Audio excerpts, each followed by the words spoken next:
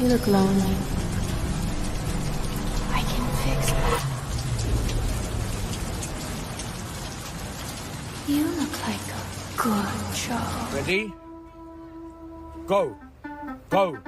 Go. Oi, oi, oi, oi. More energy, more energy, more power. Oi. Bloody hell, mate. Oi, oi, oi, oi. Oi, oi, oi. Oi, mind that. Oi, yeah. More energy, more power.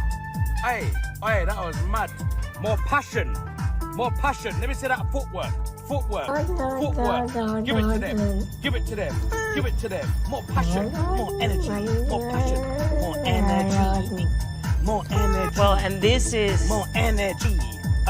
You know what this is. Where the good times happen. I don't know, whatever it is, it's not right on the teleprompter. I don't know what that is. I've never seen that. No, there is. We are going to do Sting, yeah. Okay, but Okay. now I can't read it. There's no words on it. Okay. Ready? Sure. There's no words there. To play us out. What does that mean? To play us out. Sting is going to do, it's a video, Sting video. What is... For credits. I don't know what that means, to play us out. What does that mean? To end the show? Yeah. Yeah. All right, go. In 5, 4, 3. That's tomorrow, and that is it. Okay. In 5, 4, 3.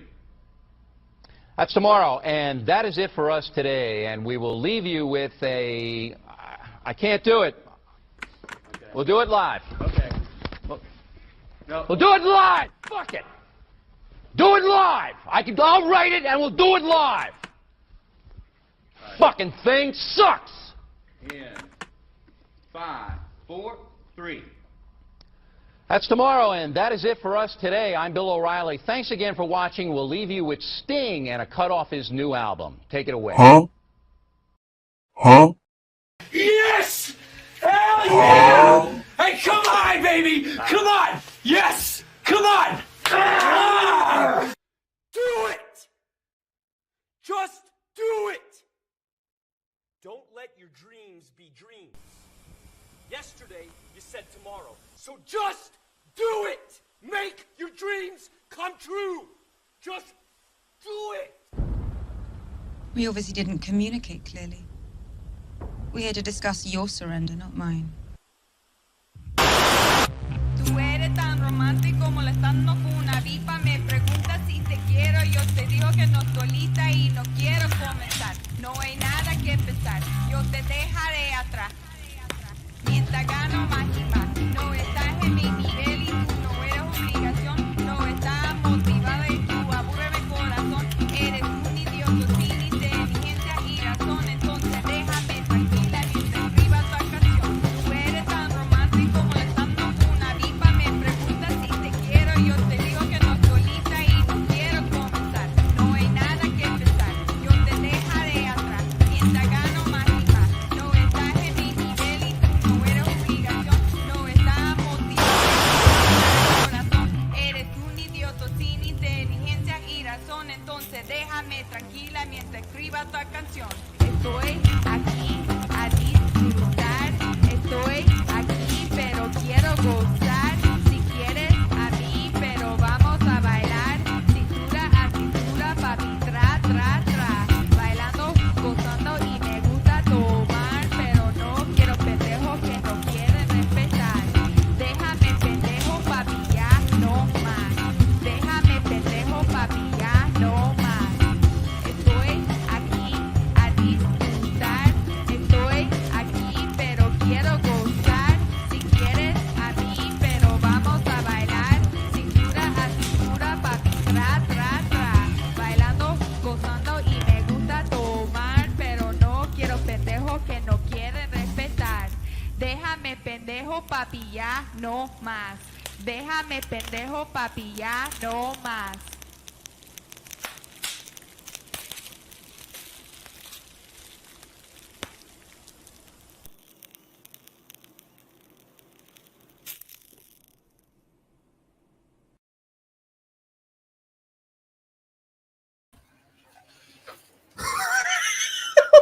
What's up, mi gente?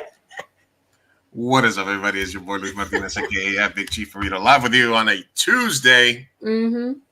Summer's almost over, but here in Mi Gente show, as you can tell by our pictures, it's still going on. Hey. we look like we're in some sort of luau or something. Yeah, that's a bit weird. We in Hawaii or something? Hawaii. Yes. It was my birthday and it was luau themed. Look at those chichotas below you. There you go. You got the lays. Everything's happening.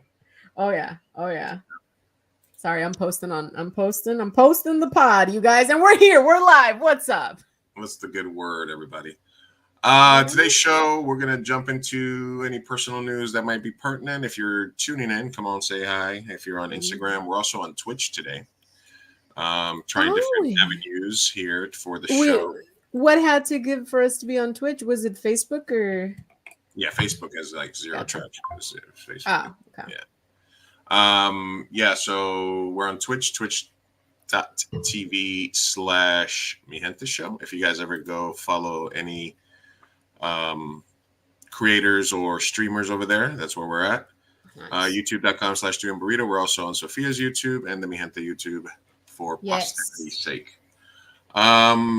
Anyway, we're live and alive here on a Tuesday, San Diego, California. Summer's almost over. Are you happy? Yeah, it's hot. It doesn't feel like it's about to be over. It feels like we're in a freaking heat wave, and I'm a sweaty, disgusting mess. And I long for the days of fall and Halloween. You know, fall and spring are the best, right? Yeah. And then I feel like Christmas, it starts getting a little crazy with gift giving, but other than that, pretty good. Yeah. Tis the season. Christmas, it starts getting a little. Oh, sorry. As in, heard myself. No, as in, just there being so many people that you need to give the perfect gift to, and there's at least for me, I am a perfectionist, and I like to give good gifts, and if I don't, I'm very hard on myself. So there's a pressure that I wish was not there. Yeah, there's always a pressure to. Do you take pride in like getting the perfect gift for people? No, God, no. I shoot for that. That's what I try to strive for. But I would never be bold enough to say like, oh, I'm the best gift giver. Absolutely not. Yeah. No. That's a bold statement that you make. I don't know why you do, right? But I think you do. Somebody does. Somebody in our life says it. No, I do think that I try to give thoughtful gifts. Mm-hmm. And I think my love language is like listening, and like but some people that might come off as like, I don't know if it would be creepy or just like weird, right? That it's like, oh, why do you happen to know that I like that? Because you said it one time, and sometimes I'll try to remember like specific things about that for people. Mm-hmm. Yeah. And it just kind of depends on the energy you put out, I guess, how that's perceived. Yeah. Vis-a-vis gifts. I think that's always a good attribute to listen and to give gifts based on something obscure. I like it. I think that's good. Whatever. I like it. I like it. But I also think that sometimes, at least with people that are like family members, I try to do like all the love languages, right? So like a little card, words of affirmation, like quality time, spending the time together, the gift, maybe, and then like, I don't know, something that's service would be maybe like getting them a gift card to something as part of the gift, but then also a gift that's like thoughtful, like what you mentioned. And so anyway, it ends up being like a culmination of like anything but a gift card. I like gift cards. I don't mind. I think that's an act of service. That's kind. But the thing about a gift card is that it's money that was good everywhere, and now it's only good in one place. Yeah. I'm not huge for it. I appreciate money in any way that it comes, even if I have to go to a certain place. I think it's a big win if it's a place that I spend time on, like if Yeah, those are us. I'm like, what? Yeah. Wait, what? Dildos are us, exactly. Exactly. Can't go wrong with a dildos are us. gift card. Lou. Wow, you really are a good listener. How did you know? The Scissor Hut. Damn, how did you guess? Yo, that's actually a really good name. The Scissor Hut. The Scissor Hut? Scissor Hut. We need to make a short film.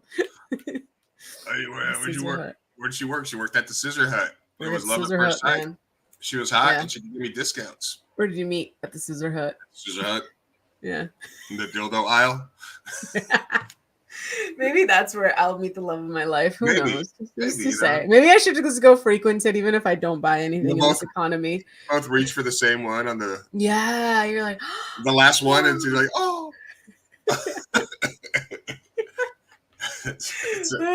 Not gonna lie, when I was in Mexico City, I went to a sex shop with this one girl that I randomly met, and it was like such a like moment. It was like, wow, this is like people should go to first dates. First dates at the same. Listen, because you learn so much, and it causes so many fun little conversations that you're like, I'm getting to know you a lot here, so fast. That's like date something, because I had a bit about when I was doing comedy or trying to do comedy about dildo protocol, like because it's like, do you have to go like on a date to the store to buy a brand new one, or can you have one that's in like the Ziploc bag in the back of your dresser and bust that one out? You know, like you bust it out. You have to sanitize them in between uses. Well, obviously sanitize, but I'm just saying like sanitation versus like, hey, let's go do something romantic and go to the store and Yeah, that's true. Yeah. But that's like date 11. That's, to me, that's once you're officially dating, because I'm not gonna buy a dildo with you. They're expensive. Yeah. And I like, maybe I shouldn't say it. I mean, so you're putting that gift certificate to good use then. Excellent. There you go.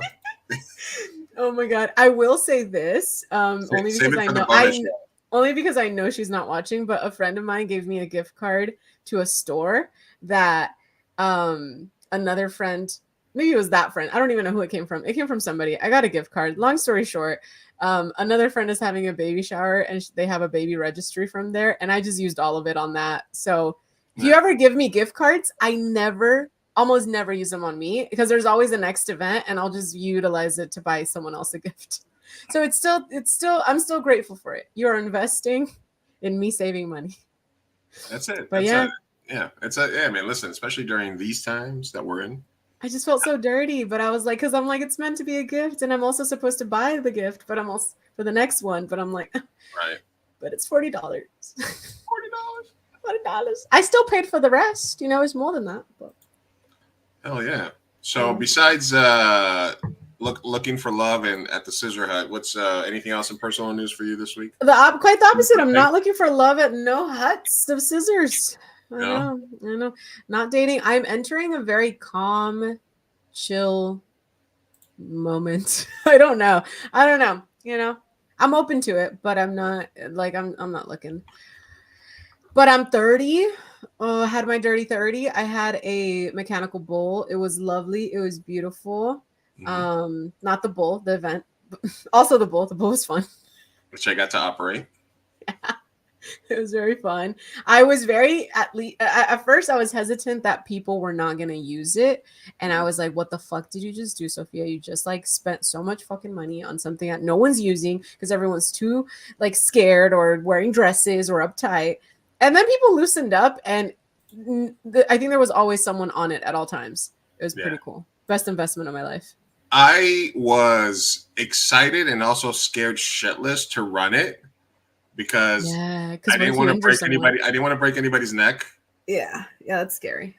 And I'm like, especially when like Syra was up there, and I was like, all right, I need to knock her off. I need to include, and then I was like, she was like eat it off there, and I was like, oh god, please. Yeah, and most of it has to do with how they fall. And when I had you on there, I was like trying to take it easy on you, and then all of a sudden everybody was like, all your people were like, no, faster. We need blood. Yeah. We require a sacrifice. It was so funny though, because that's such a gentleman thing of you to say. Because the girls that would operate it, they would just fucking go death full force on the men. Like my cousin, I have a video of her just like yeeting my fucking brother like with no regard for his safety. It was great. Nothing. Yeah, it was weird, but it was a fun event. I'm glad I got to be there. Aw, well, thank you for coming. It was definitely the funnest birthday ever. And I'm not a party thrower, I'm a party goer. So the next one will be at 40. So I'll see you in a decade. Yeah, let's do it. I mean, shit. Yeah. Or my next one will be at 50. I You know. might do something for my dog because you know how I did something for Cookie for her 10th. I might do something for my dog. She's gonna be 10 in April, March, whenever. I don't know her actual birthday. That's not bad. It's in that vicinity. All right. And as always, everybody, the Mi Gente Show podcast is sponsored by La Original Caja del Taco. in Yes. Mexico City. Best Located Mexican food at- ever. Located at National City, Sweetwater Road. I forgot the actual number, but just call the number 619-336-1730. That is 336-1730 for, I don't know, just to ask where it's at. It's called La Original Casa del Taco. Google it, guys. Do you have any promos you can pull up? What is the address? 1635, I think. 1635 Sweetwater Road. Oh, dude, that's ingrained in here. That's like my dad when we came to the States, and he would be like, if you get lost, this is the address, this is the phone number. We're like, 619-336-1730. Yeah, oh my God. Yeah. Let me ask you, Sophia, What? Yes. Yeah. what if I told you Oh. there was this is your website, by the way. What if I told you there was a Mexican food restaurant where people who worked at other Mexican food restaurants went to eat? Oh. Yeah. And that's the Casa del Taco. It sure is. Yeah. Are we throwing Super Sergio's? Oh my God. Super Sergio's is like last resort place anyway. And Their workers go to us. So just so yeah, that's all you need to know. Mhm. And Mi Gente Show is also sponsored by SoCal Tattoo in San Diego, California. Ooh, which I got a free promo too, so I gotta go cash in.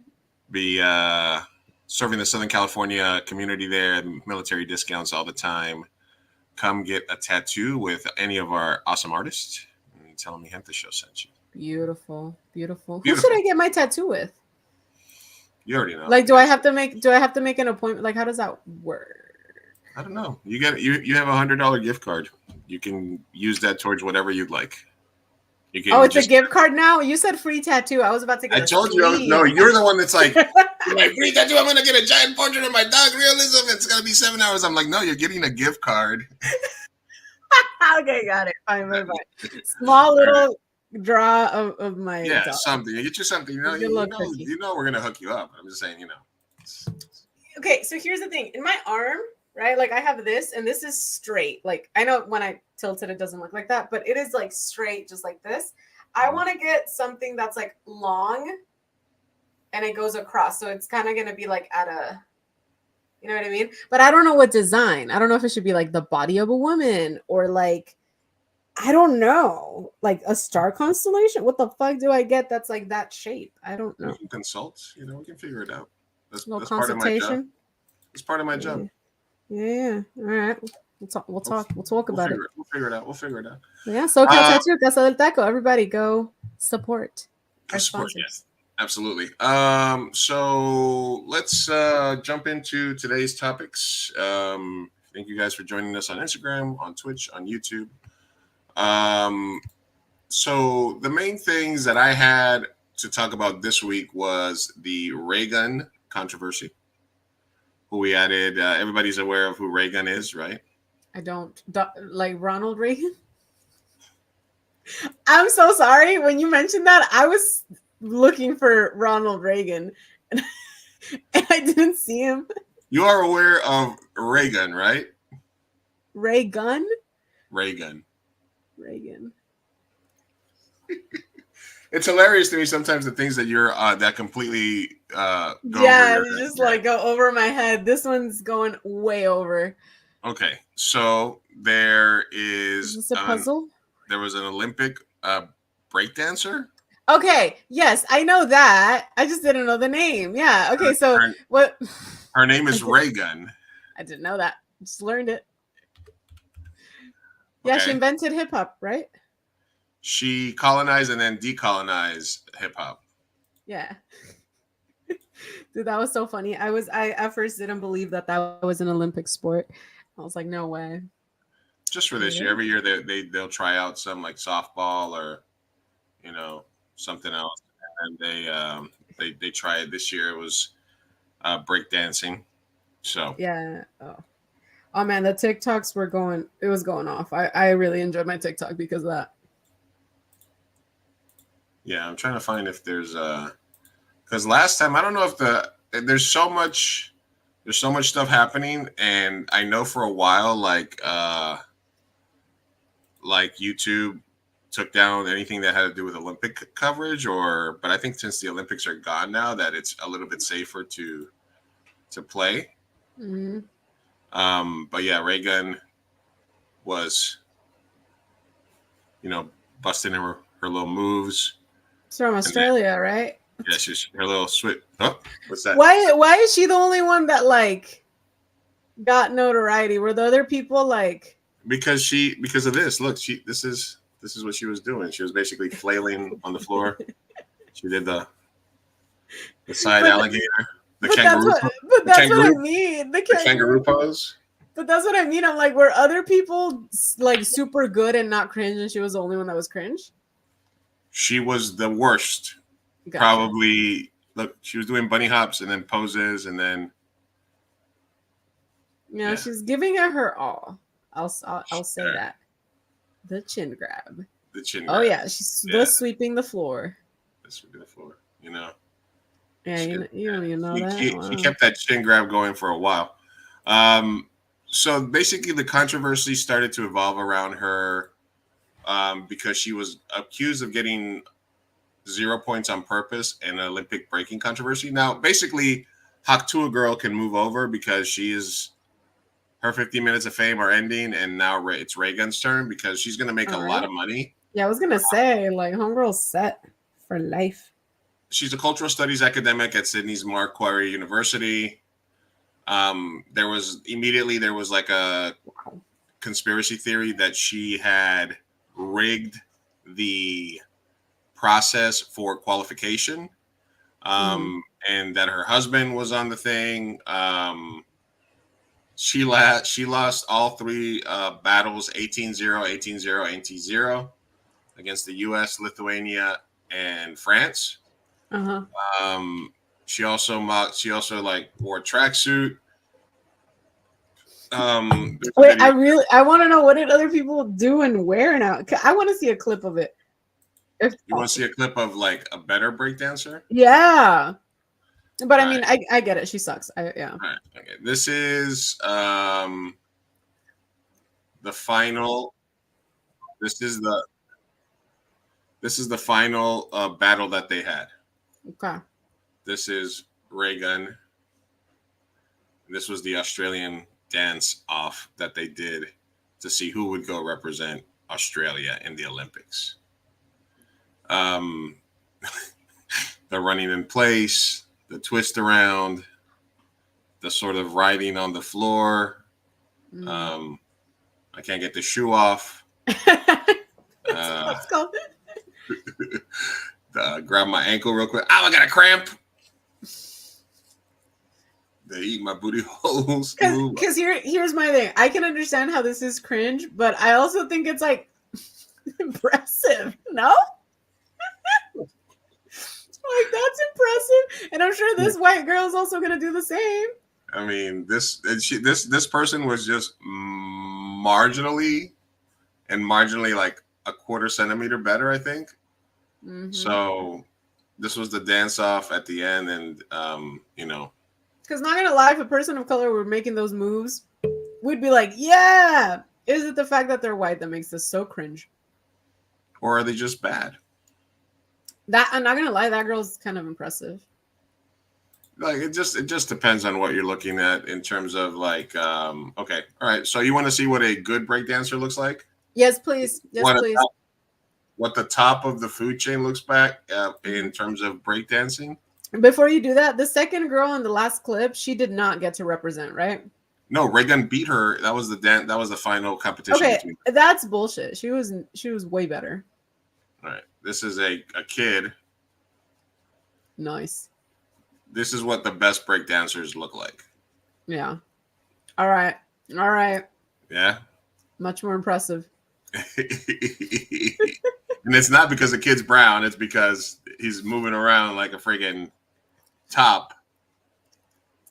And because he's not a breakdancer. What can I say? Yeah. Yeah, listen. I think the kid's Asian, actually, but he looks like he had a 10. Did he didn't, and like kids, you have to be a minimum age to go to the Olympics, right? So he's not allowed. Yeah. I'm trying to find her statement, which was hilarious. Was it this? What was her? There was a, hold on a second. I got to find her original statement because it was really good. So yeah, so I guess the question is, was it all a joke? Was it all like, you know what I mean? Was it all just kind of like for publicity? Did she try to go viral with the cringe? Or I feel like it has to be, right? Just because like the best of the best, like that's what all you can find. And now that you showed me that clip, I'm like, even the person that was a runner up was better, you know? Right. I think they were trying to go for the worst. Yeah, it kind of feels like it, Yeah. right? But anyway, and it worked, but also like, how does that benefit Australia? I guess I don't know.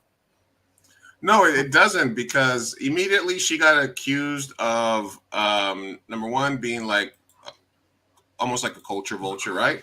Mm-hmm. Because she's out there and she basically is somebody who teaches dance and cultural awareness of dance and stuff like that. So she's already sort of touching on an art form that was created by like Black and brown youths in like New York in the 80s and 70s. It started along with hip hop, and it was something brand new that they created. So it's kind of just like a weird thing in the first place. And then she had this video where she was like, "Oh, I can't recolonize something that I already decolonized." You know, it crosses each other out. But I think it was more like tongue in cheek, what she was doing. So who knows if she was really for real? But either way, I think it's the new meta right now in terms of like the green screens and everything like that. You know? Yeah. So what's your take on this whole situation? Like, is that something that you find like offensive, or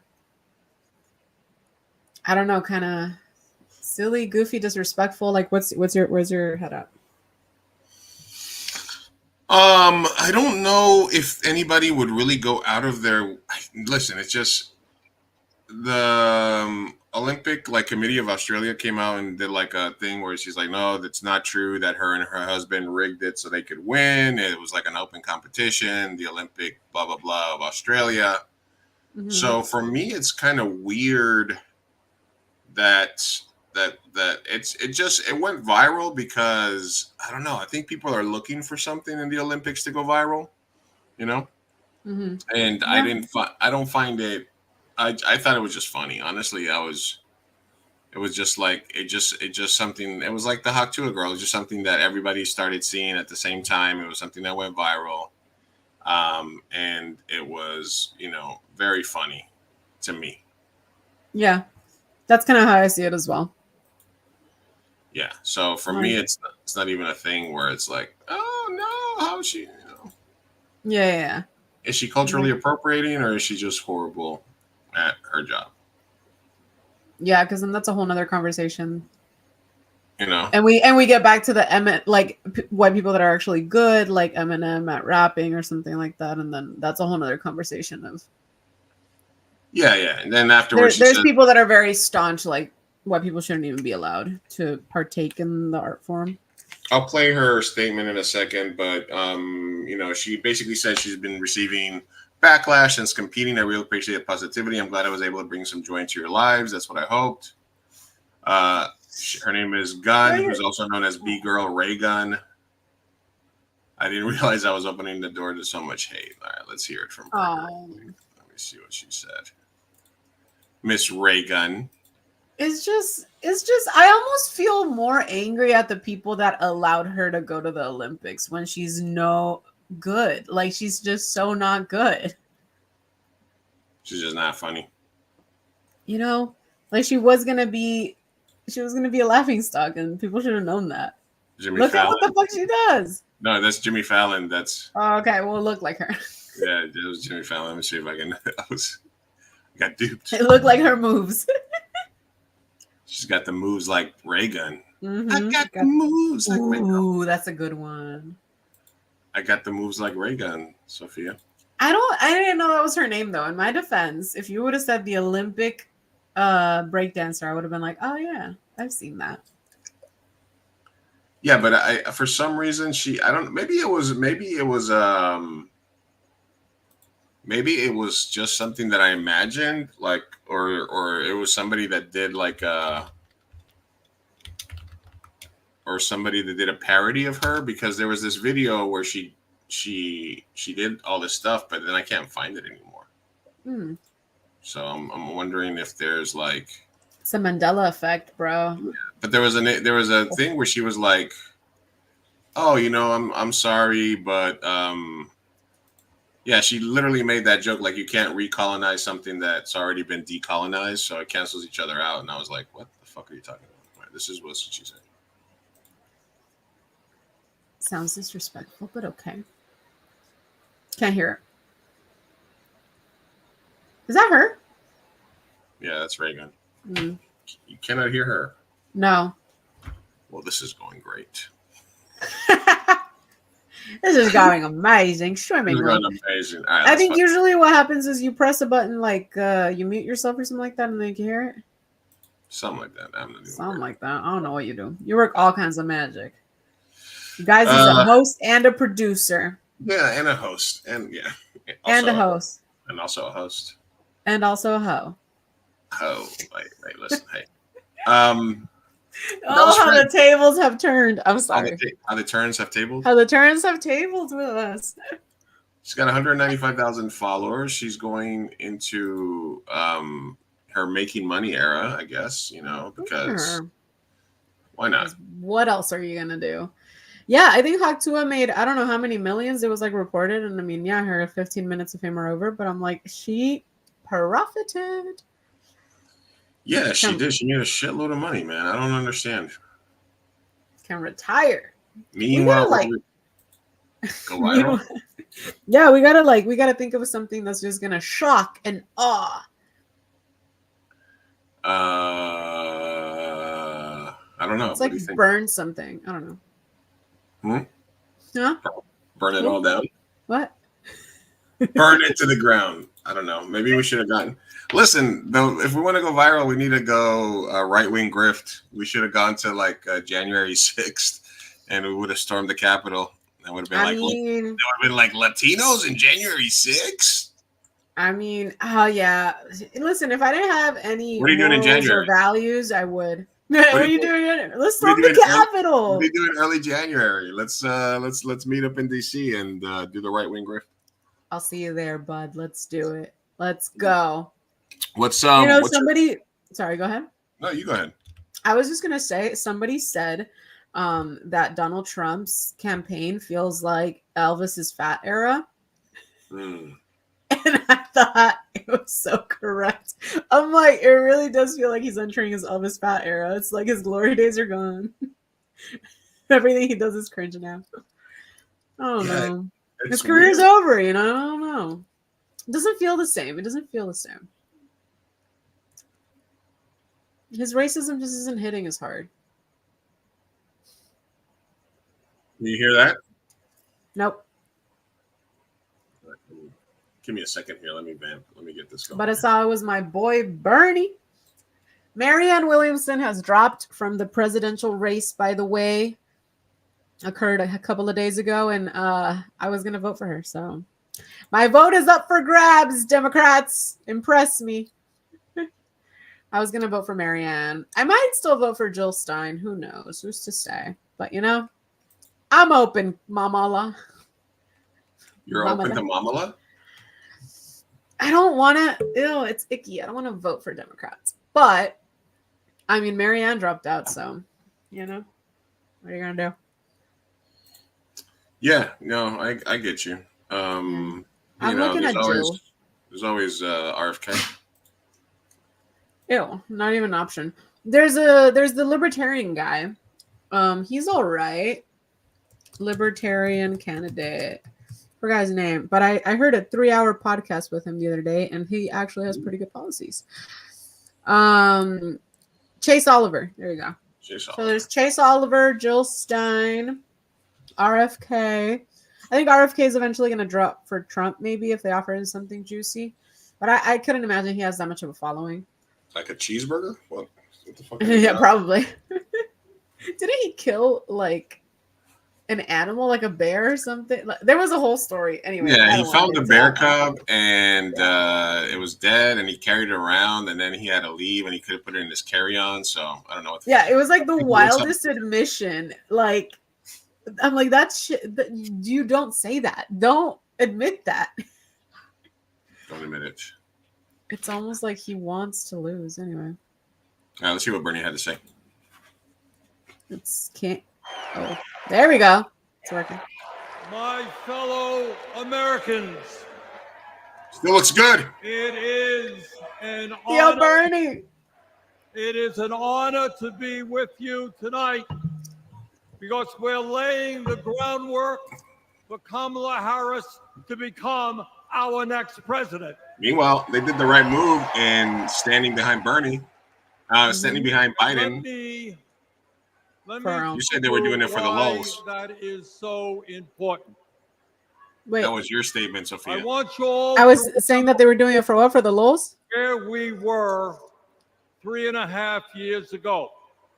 Yeah. No, they're going full force. First public health crisis in 100 years, and the worst economic downturn since the Great Depression. 3,000 Americans were dying every day, and our DNC? hospitals were overwhelmed with COVID patients. Yeah. All across the country, businesses were shutting down. Unemployment was soaring. I guess the big speaker today was Bernie and Their Obama. health insurance.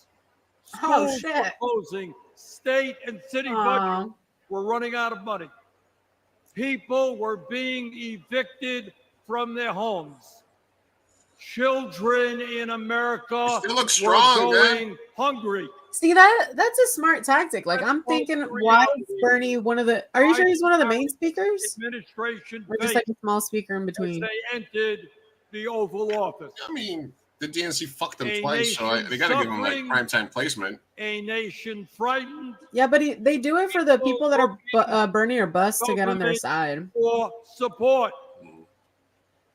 And within 2 months, well, if you listen to Trump, office, Kamala's more left, more radical than Bernie. Did respond. Trump just doesn't say any facts. They also called her a communist, and I'm like, do you know what communism is? I don't know what communism is. She's not. I would like a communist. I'm like, she's not. Every man, woman, and child. Socialism is not communism. Oh my god. I know it's not the same thing, but I'm just saying that they're so far from it. For the unemployed. We provided emergency assistance for small businesses. Anyway, Bernie did his thing, you know. Bernie be Bernieing. We love him. Yeah, going hard for Kamala. Yeah, and AOC's speech yesterday was they compared it to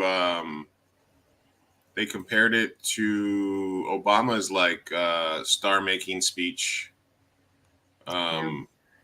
Before. Yeah, Bernie led off. Then who's this guy? Is this guy the guy from this guy's the guy from Chicago, right? Illinois? Chubbs McGraw? No lo reconozco, fíjate. I had to govern for 2 years while Trump was president. This is the chubby guy. Yeah. And serve the nation. And then who else do they have? I don't know who this is. I don't know. I know none of these people. That's scary. I don't know. to make it a reality.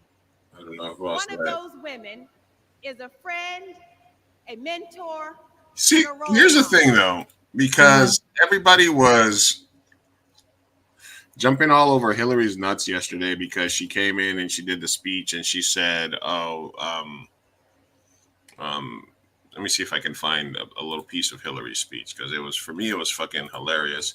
And everybody today was like kissing her ass, like, "Oh, what leadership, what fucking, you know what I mean? Like, oh, it was so horrible that she couldn't." It was entirely her fault that she didn't beat Trump the first time. She was overconfident in the fact that she was gonna win. They were doing that whole glass ceiling thing where they rented out the Jacob Javits Center that had a glass ceiling for. Meanwhile, she didn't go to fucking Wisconsin. She didn't go to Michigan. She didn't go to the states that ultimately costed her. She very clearly was. I always bring up the Breakfast Club interview, the Pokemon Get Out to the Polls. Yeah. She literally, they're like, "Oh, what do you have in your bag? Hot sauce." And they're like, "That's pandering." And so I don't want the revisionist. Hillary was a saint, like just because she's coming out and she's saying we were so close last time, but we're finally ready for a woman president. I just feel like it's Hillary and the DNC cost us 4 years of Trump because of the fact that they disenfranchised all the young voters and all the people that were for Bernie, all the fucking young people. They turned their fucking back on them. They didn't campaign in the states they needed to, and they didn't recognize. And Obama told Joe Biden to step aside because it was Hillary's time.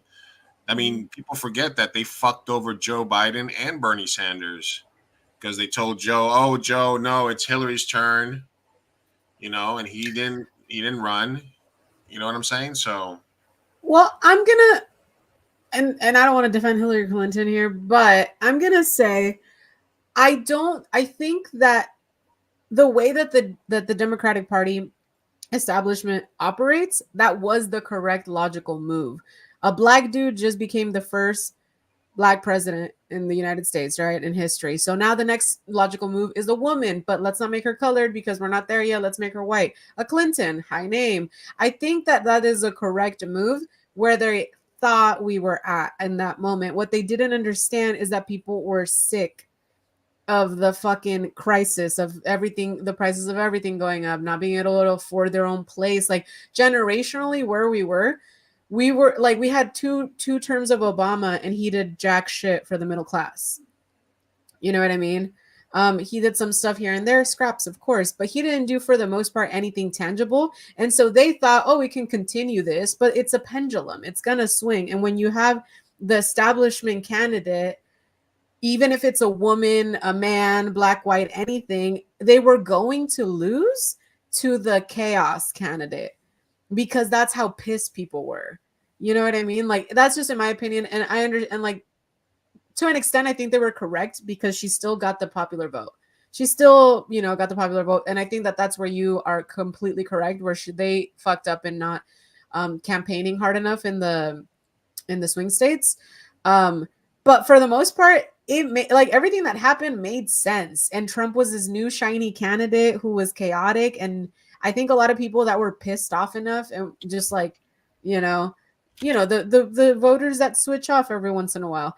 Yeah, like, I understand why they voted for him in his first term. I think that's why he's not going to win this time. He now doesn't have that luxury of being the first time candidate that's going to change the world. We have receipts now, I'm like, he also 4 years. Yeah, he had 40 years. He had his 40 years. 4 years, and he said, then just you guys keep waiting. Exactly. The healthcare is going to be so good. It's going to be so good, the healthcare plan. I think right now, if Kamala, if they replace Trump with like somebody who's brand new, charismatic, I'm gonna fucking the same way that Obama won, right? Change was his fucking thing. We've been wanting and craving change for so long, and all we get is scraps. And Obama thought he could do 2 terms of nothingness and then have Hillary take the throne. No, people were pissed, so we went with the chaotic candidate. And then after that, now we're having Kamala. I think we're back to being like, we've had so much chaos. Now we're back to being like, okay, we'll take the establishment candidate who's at least gonna give me some fucking scraps because Trump got 4 years and nothing happened. Shh. My future ex-wife is talking. Hey, she's mine. 6 years ago, I was taking omelet orders as a waitress in New York City. I didn't have health insurance. My family was fighting off foreclosure, and we were struggling with bills after my dad passed away unexpectedly from cancer. Higgs wants to know what kind of bottle you bought. Like millions of Americans, we were What kind of just bottle you bought? looking for an honest shake. Oh. And we were tired. Tell them I transferred that shit. I have not bought a bottle yet. Blind to the realities of working people. He's on Instagram. It was then, only Aren't through you the on YouTube? miracles of democracy and community, that the good people of the Bronx and Queens Yeah, baby. chose someone like me to elect them in Congress.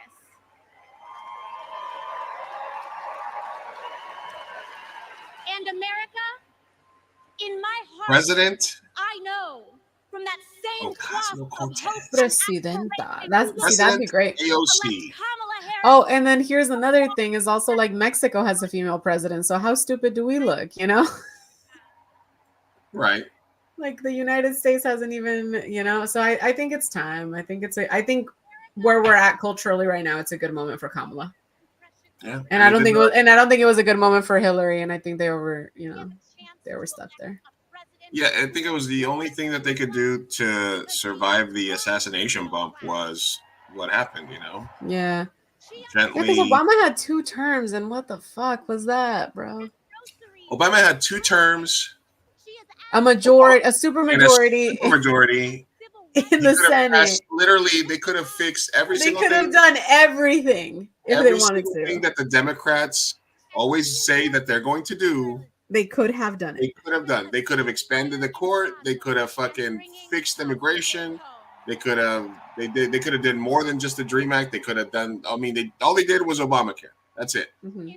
And free cell phones. And DACA. That's what I'm saying. DACA, but DACA's horrible. DACA's like. I know a lot of recipients though. I do know a lot of DACA recipients, and it's good for them. But they live under constant stress. True. They live under constant stress. It's nothing permanent. True. Because we know that Donald Trump would sell this country for $1 if it meant lining his own pockets and greasing the palms of his Wall Street friends. Looking very presidential there, AOC. See, got a couple more years on her.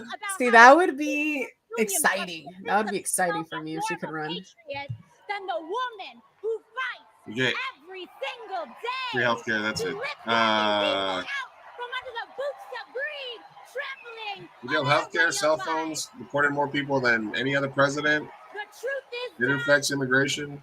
you cannot love this. Didn't codify. And that's what I mean. I'm like, you have 8 years of doing nothing, and then you throw us Hillary, and then you blame her like she's a scapegoat. I'm sorry, but I'm not mad at Hillary. I'm like, it was the cultural moment. You threw her against a new guy, Trump, who is promising all these shiny things. We're gonna go with the change candidate. It was a change candidate, and also, like I said, killing all these people's hopes, these young people's hopes that were way more leftist. Mm-hmm. Yeah, you're right, Johnny Potatoes. Yeah, that's correct. Republicans have attacked me. Yeah, he's looking a little presidential. I mean, you get 8 years of Mamala. I think it goes 8 years of Mamala. Then maybe they try to get us. Then maybe they try to get the first gay president. Maybe okay. Like, but they're Republican. Twist. Oh no. It's a Republican gay dude. Wow, that would be insane. Well, that's usually the pendulum, right? It's like, 1 or 2 terms Democrats, and then it goes back to Republicans because people are mad that they don't do nothing. So AOC in 4, AOC in 8, maybe. You know, I don't know if she'll be ready in 8. Because Tim Walz wouldn't run for president. I mean, we have another Biden situation. He's in exactly. No. He's very aware of that. Yeah. I think. Listen. generationally, I feel like the boomers gotta die. I'm sorry. Ocasio's not gonna get anywhere near it until a whole generation is swept out of here.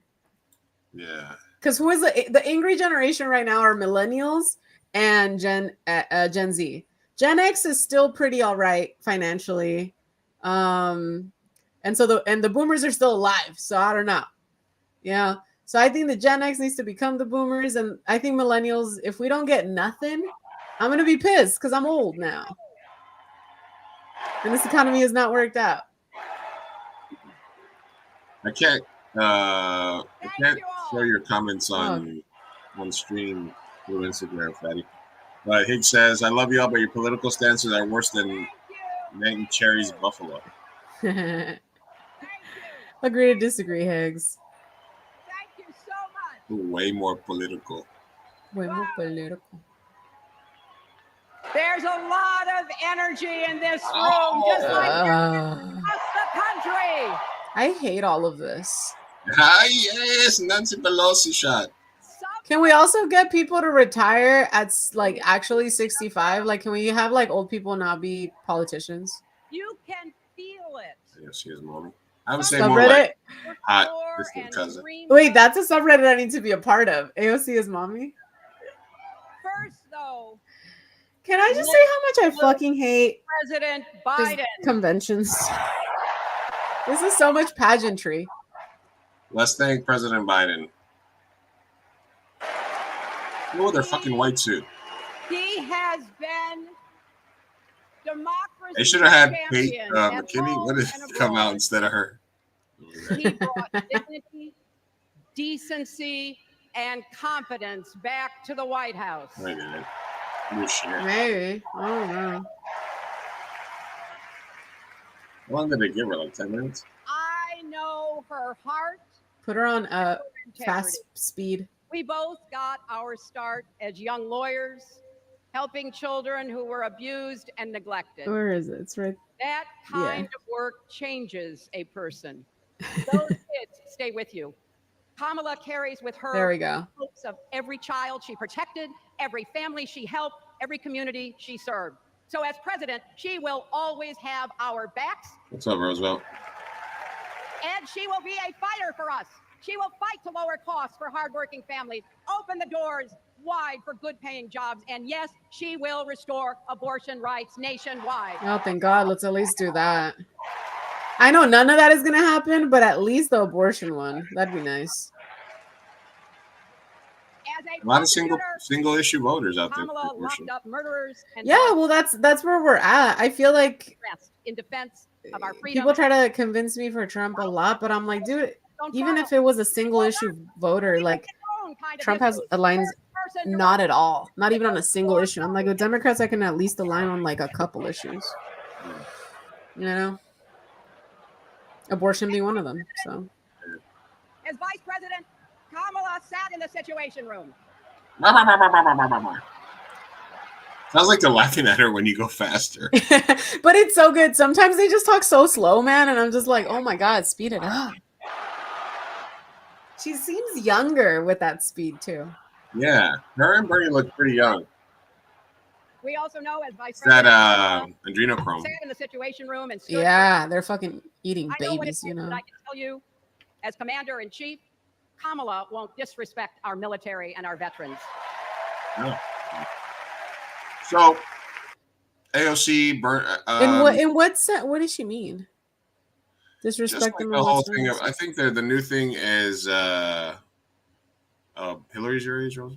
I think there's a whole thing now about that Trump said something about the Congressional Medal of Honor versus the Presidential Medal of Honor. Ah, I see. Gotcha. Where he was like, "Oh, this is better because when you get the Medal of Honor, you're usually all shot up or fucked up." Trump, what the hell? He said that?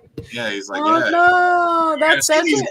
You got to see these guys when I give them the Medal of Honor. Oh, my dude. And What? he's like, but the Presidential Medal of Freedom, it's better because you're not shot up. This is crazy. Like, He doesn't. His heart's not in it. he really wanted. 90% of the military people like are Republicans. How are you gonna just disrespect your own people like that? And I think that's a dub for Democrats then, I guess. I think he's stuck on. He's still like. He's like, I got shot. I'm going up against this fucking dude that's brain dead. Yeah. Like, I got this in the bag. Yeah. Yeah. Like, he even wanted Biden to come back, and like he even was like, Biden's gonna come back and reclaim his throne. Yeah. And I was like, all right. Yeah, no. Yeah. I think he thought he had it, and I think also they weren't expecting Kamala to come in because they just don't have they weren't prepared. They're not prepared. They don't know how to attack her. Everything that they're doing is falling flat. Yeah. And everybody was licking her butt this morning, like, hey, you know, she did so great. She was respectful, like, oh my God, you know. Who are we talking about? Hillary? Yeah. She did what she was supposed to do. Come on, support the fucking, you know. This is an establishment fucking Democratic convention. Everyone's just falling in line. And the big banks had forced Californians out of their homes. Well, Kamala Harris stood up to those banks, and she secured $20 billion settlement for families. That is fighting for the people. And that is something that our next speaker knows all about. God, he's really growing, huh? Carolina, Congress. It's crazy that him and Kamala are from Cali. So they have Hillary. At the same time, he cozies up to his role model, Vladimir Putin, and now holds legislation hostage here at home. So they have 1, 2, 3, 4. Who will heal the land? He did good. And so here we are, America. Are you ready? But he's are you ready to stand up in this moral moment? I'm so over Democrats. I can't with y'all. Like I was alive. I was hearing all this bullshit from Obama too, like change and blah blah blah. And then you know you get so happy because we have somebody of color. I'll be happy. Listen, I'll follow. I'll be happy that we have a woman president. I'll do it. But again, I'm only on your side because we agree on two things. Other than that, I despise you. I despise Democrats. So this is cringe. Ugh. I feel dirty. So it was AOC, Hillary, right? Mm-hmm. Kamala came out, said a couple words. Looking out at everyone tonight, I see the beauty of our great nation. People from every corner of our country and every walk of life are here, united by our shared vision for the future of our country. And this November, we will come together and declare with one voice, as one people, we are moving forward. I hope so. Show me. With optimism, hope, and faith, so guided by our love of country, knowing we all have so much more in common than what separates us. Let us fight for the ideals we hold dear, and let us always remember, when we fight, we win. God bless you. God bless the United States of America. Good night, everyone. Biden. That's what you heard from a fighter who has been underestimated. Not gonna lie, I thought that was Lana Del Rey. Huh? Who is that? Because I thought that was Lana Del Rey. I see one of the most consequential leaders. This is part of my point, that after Hillary and Bernie, they literally had like so many random ass people knew some Hillary. 1, 2, 3, thinking about you, 4, about your dreams, 5, about your dignity, 6, about 7. your opportunities, about 7 your people family. between Clinton Dad knows and that family is Biden. everything. And and he didn't go on until like When midnight. Hunter and I lost our brother Bo Jesus. in 2015. Why so many? Oh, this is one of the Biden daughters. Like it might never end. Dad had the capacity. We love it. Girl, just go away. She's pretty though. She looks like I thought it was Lana Del Rey. I want to see if he walked out. Hold on. God, I hate Democrats so much. The worst. Look at this fucking corpse. Just take him home. Jesus. Can we implement a law where no one over 70 can be in a position of power? He's crying? Huh? Can he even cry at this moment? I don't think his tear ducts work. Crying. Oh, Mark Jesus. Brandon is talking. I'm lasting longer than the Republican convention, though. Okay, that one I can only watch like 5 minutes and then I want to gouge my eyes out. At least this one, I'm powering through, guys. Powering through. Roosevelt. Tell us how you really feel. I'm sorry. I despise. I despise the pageantry. I thought Yeezy was running for president this year. Yeezy. Oh, he was supposed to, right? Yeah. Was it this year? Yeah. I mean, Who's this? to be honest, I mean he has mental health issues, so hopefully he's taken care of. Yeah, the New Mexico governor. She's part of your Henry. Oh. Thank you. Is she a sellout too? Yeah, they're really on this guy. Okay, you guys chill. Nobody likes Biden that much. Jesus. Run by a You're gonna give him a freaking stroke. Well, I knew then. Damn. I'm sorry. I'm so mad. I'm sorry. I despise these people. There's no place in America for political violence. None. Good dose. They give him that good. They give him that good. Only when you win. Yeah. Oh, they hopped him up on something. Yeah, look at his little fucking eyeballs. Yeah. In that moment, I wasn't looking to the past. A little dilated there, I was Mr. looking to the future. I spoke of the work at hand. You don't have a future. The moment we had to meet. It was, as I told you then, a winter of peril and possibility. Of peril and possibility. Peril. We're in the grip of a once-in-a-century pandemic. Historic joblessness. It's doing pretty good. A call for racial justice long. He's saying words. I'm proud of him. And now, because of what Kamala and I have done, remember we were told we couldn't get it done. Remember when we came into office, we couldn't get anything passed. Cocaine is yeah, Johnny Papa. America, an infrastructure decade. Wait, hold on. Let's listen to him at actual speed. Okay. Oh no. Oh, that was an actual speed. He was sounding so good. You're right. Our roads, our bridges, our ports, our airports, our trains, our buses. No, there he is. Removing every lead pipe from schools and homes so every child can drink clean water. Oh, wow. Providing affordable high-speed internet for every American, no matter where they live. Not unlike what Roosevelt did with electricity. And so much more. She just wrote this podcast. We are uniting the country. We're growing our economy. I wasn't wishing. I was simply saying, y'all need to settle down. You're gonna cause a stroke. Destiny's is a Biden or bust. Yeah, I was like, whose side are you on? He said, I disagree, and now you're defending Biden. I don't understand. Roosevelt, I can't put your comments on screen on the through Instagram. If anybody's watching on Instagram, 90% of our semiconductor won't let me chips put the Instagram comments on screen. Which American invented that. He did it for Roosevelt. I'm sorry. Our chips and If you science. go to the YouTube stream, we can. The private companies from around the world. FYI, for anybody watching on now investing literally tens of billions of dollars to build new chip factories right here in America. New chip factories? Like Doritos? And over that period, they'll create tens of thousands of chip jobs. factories. And many of those he jobs sounds still like shit. This made me want to vote for Jill Stein. Chips that's being constructed now. I'm just kidding. I'm kidding. I'm kidding. The average salary in maybe. the size of a football field will be over $100,000 a year. I don't know what to do with my hands. Don't need a college degree.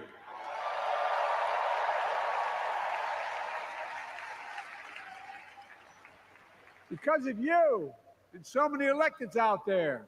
Yeah, anyway. So they dragged them out at midnight, dosed them up.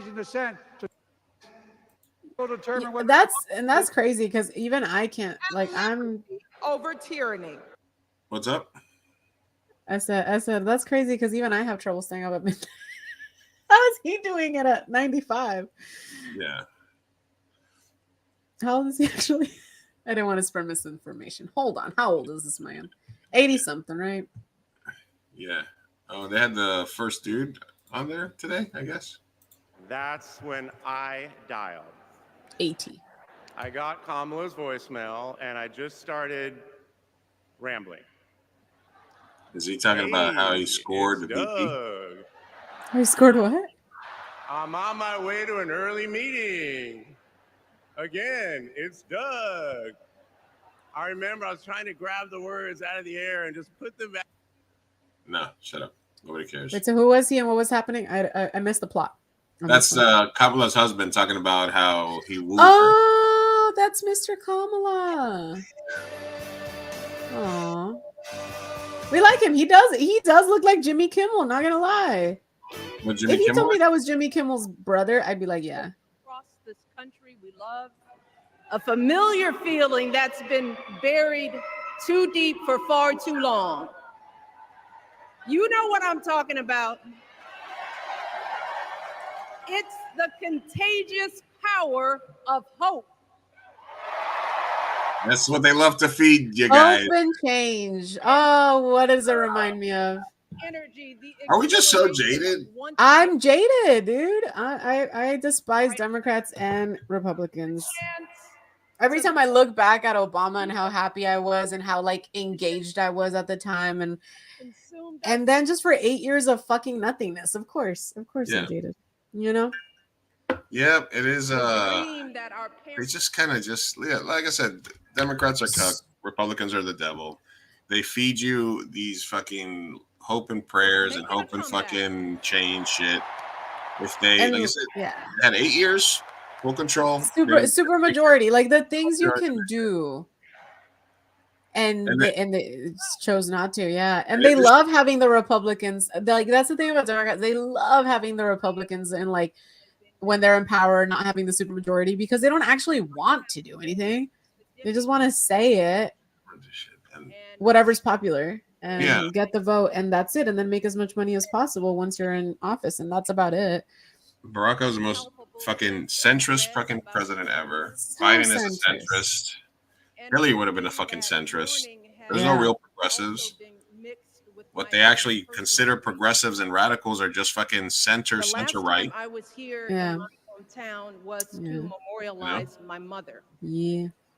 So the woman who showed me you feel that's the most disgusting. You feel the familiar feelings of hope and change. Remember last time when we got you? The familiar, that's traumatizing to me. When I tell you I was like voting Kamala, and then I'm watching this speech and this video, I'm like, man, maybe I should vote for Jill Stein just for protest. And then somebody commented that this was like AOC's turn to do the Obama like makes her famous speech. Mm-hmm. But hopefully it doesn't turn out like last time, as in he became president, but he then became, instead of being this progressive, icon of like, hope and change, he became the most centrist president ever.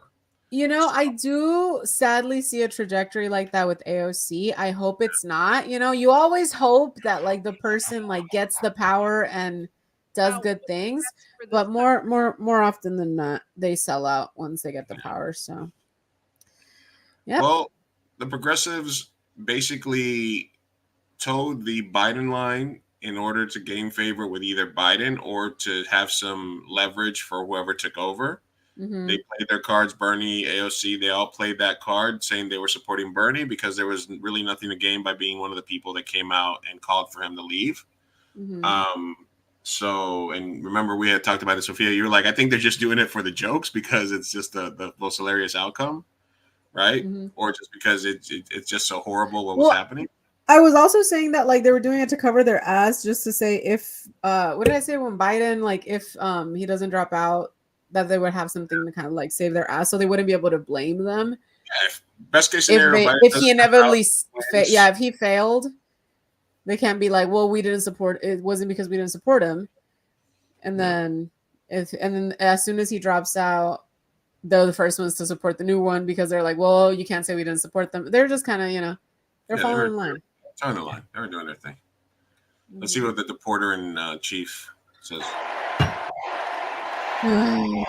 This is so traumatic. I didn't realize how much political trauma I had from my like age, because like the first person that was running that won when I was able to vote was Obama. And I voted for the fucker, and then I regret it every day of my life. I'm gonna change the title of the stream to Lou Torture Sophia. Am I making her watch our Dude, genuinely, I'm like, oh my god! And then we got 8 years of him, and then Bernie. Oh man, Trump. Just...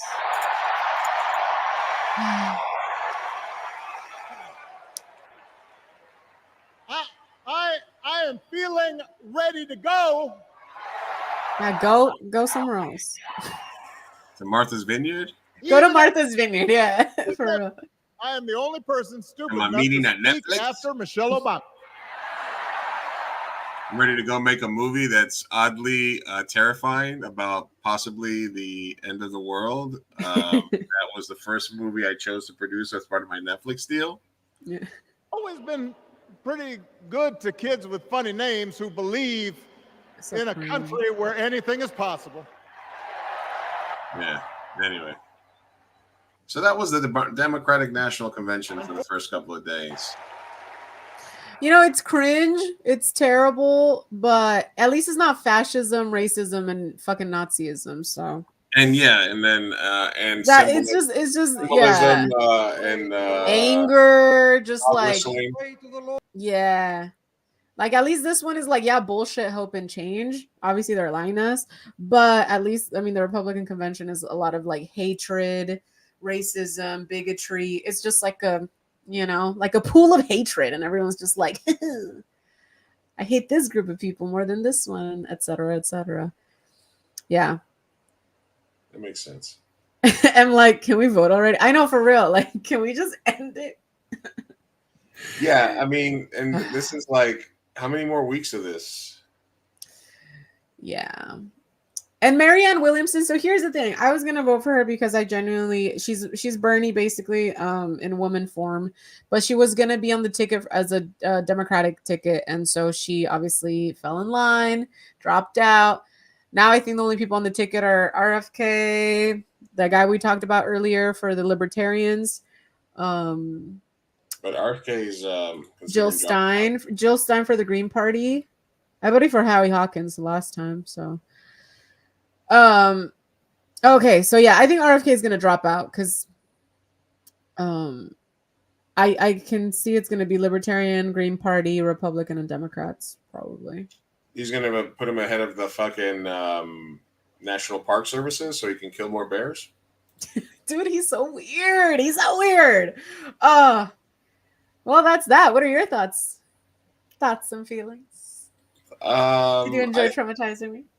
Look, I've long been aware of the hypocrisy, so, and I don't identify with any of the two parties. It's the same exact thing. Democrats are cucks. They just love having the fucking moral high ground. They like to be able to run on the same issues every time, but not actually fix anything, as we proved. And the real progressives are the ones that are so, you know, are the people that want to give kids free lunch and legalize weed and give us free health care. And everybody's, oh my God, that's so fucking horrible. How are we going to pay? Want those things? How are we going to pay for that? And meanwhile, those same people just write unlimited dollars to Israel for genocide. Just blank checks after blank checks. Nobody bats an eye about money to Ukraine, Israel, everywhere else. How about taxing the rich? One percentage higher. Nobody ever asked, how are we going to fucking pay for these fucking dead brown kids that we need? And, you know, so for me, it's not even a fucking, it's like whatever. We get the president that we deserve. We either get the fucking turd sandwich, Kamala this year, or we get the giant douche Trump. But like you said earlier, everybody is already now aware of what the giant douche did. So there's people, and he lost because people were just voting against him, not because they were voting for him. I think there's a huge group of people that are just like angry and will vote for any candidate that comes and promises shiny things. Yeah. And he doesn't have that. He doesn't have those people anymore.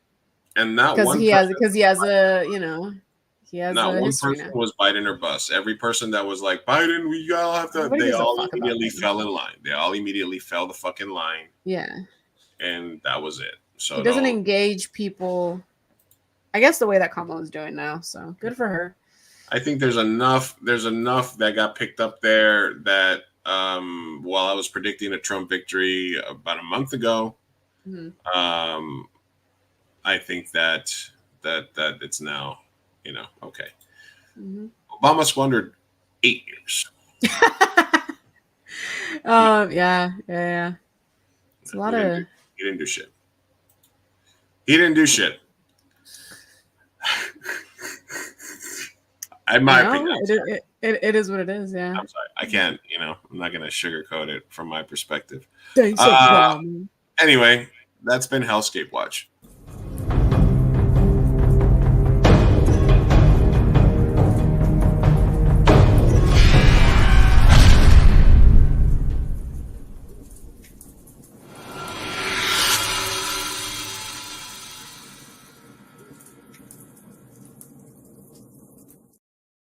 A palate cleanser. Palate cleanser? We need that. Yeah. Yeah, we definitely need a palate cleanser. These are bloopers from old movies. And if the case isn't settled by then, I'm going to give the estate away to the Salvation Army, and I knew goddamn well I was going to say it. Sandra just told me that I was only nuts to that goddamn line. I cannot remember it. Kidding. I don't know. What do you mean you don't know? Well, I've seen him around. Seen him around where? No. Jesus. I know everything there is to know about wrestling. I can promote a match from Podunk to the Garden. I can't remember the line. God damn it. My future's with you if you don't Acting mind. is hard. That's right. Well, I can't work around here. Oh, you're following me. Oh, I you didn't know spiked the camera. No. All right, march to ground quarters. Ground quarters. What the hell is ground quarters? Do you suppose he rides in the park every day with Sally? That line was screwy. What was it? What was the Barry, the son of a bitch? I just wanted to do it again. Go on, put it back. Look at the water coming to leak it out. Look at the water coming to the bottom of the. Whoa, I stink a mile a minute. Cut quick. You know, I've always been sort of a little dream electrical shop. Just like a dream girl. Well, anyway, lots of people have dream girls. But dream electricity shops, goddamn. You think that, but you don't know. Jesus, she ate it. Your head. Yeah, you're entitled to 10% sales. Oh, damn it! Bloody bugger and blood! Do you think he would? Like a shot, unless he was interested. Nuts. Homer, you don't know where I can find an apartment, do you? Why, sure, Joel. How about the King's Arms? King's Arms? Where's the King's Arms? Around the Queen's ass. I love gag reels. I always wanted to be part of one. I mean, really? Really? All right. Anyway. Old-timey gag reels. We love them. Oh, yeah. A little. Oh, that was a great palate cleanser. Yeah, after all the The fucking. palate is cleansed. Thanks, Obama. Yeah. Thanks, Obama. He only had a majority for. Yeah, that's enough time. Yeah. No, but it's because you had followed up his last statement with 8 years. No, but I mean, in general, he did shit for 8 years. But yeah, okay, super majority for 2 years is more than enough time. Both are correct. Yes. If you actually want to get shit done, it's more than enough time. You just push shit through. Yeah. You know? Yeah. It's gonna happen. Yeah. It's gonna happen. All right. Let me see what we have here tab wise. This happened and it relates to San Diego too. So 5 people, including his assistant and 2 doctors, got arrested and related to Matthew Perry's ketamine death. Oh, snap! From San Diego. So it's like there's one of the doctors I think was from San Diego. But his personal assistant injected him with 3 fatal doses of ketamine. And there was another person who was profiting, who was basically allegedly took advantage of Mr. Perry's addiction issues to enrich themselves. And basically he was getting just ketamine dosages like directly into his veins for a while. Yo. Yeah. Two doctors, Mark Chavez and Salvador Plasencia, are accused of getting Perry to shell out $1,000 to arouse a ketamine that cost as little as $12. Iwamasa, Perry's assistant since 1994, administered at least 27 shots of ketamine to his boss during the last 5 days of his life, including 3 final shots that prosecutors allege resulted in his death and serious bodily. Also charged are alleged street dealer Eric and Jasmine, who the Fed said is a drug dealer known as the ketamine queen of Los Angeles. I like the sausage king of Illinois, Chicago.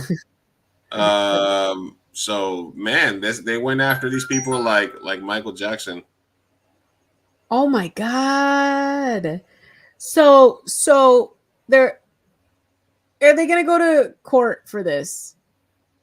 I'm assuming, right? Yeah, they're gonna go to jail. So it's proven then? There's not gonna be like a court or anything. It is known that they murdered him. Is it a murder? Is it a murder now, as opposed to suicide? Yeah. They're treating it as I'm assuming it's like manslaughter or something like that. Yeah. But they're being charged devil's advocate though, like they got him hooked and they were providing, but when a drug dealer provides, like it's not a murder, you know what I mean? Like they still mark it as an overdose if someone overdoses over something. So why would this be murder? I don't know if it's qualified as like I don't know if it's going to qualify as like murder, like premeditated murder, but you could do like involuntary manslaughter. Yeah, there you go. Negligent. Whatever they got the Michael Jackson's doctor on. Mm-hmm. That's true. He was undergoing ketamine therapy for depression and had been treated over a week before they died. When the physicians at the clinic was being treated refused to increase his ketamine injections, he basically sought out people to help him, and then he went into a bathtub and fucking adios. Yeah. So, well, that's what happens. Addiction is crazy. Yeah, no, it's incredible. I watched. Did you watch the Amy Winehouse movie? I was so sad. No. Oh, was it like a? I don't know. I wasn't like that big of an Amy Winehouse fan, I guess. I didn't think I was either until I watched the movie, and then I was like, oh yeah, I guess I do love all these songs. Anyway. Yeah. They do a lot of Amy Winehouse at karaoke, so I get to listen to a lot of it. Yeah, see? So good. Rip the goat. It's all good. It's so good. It's so good.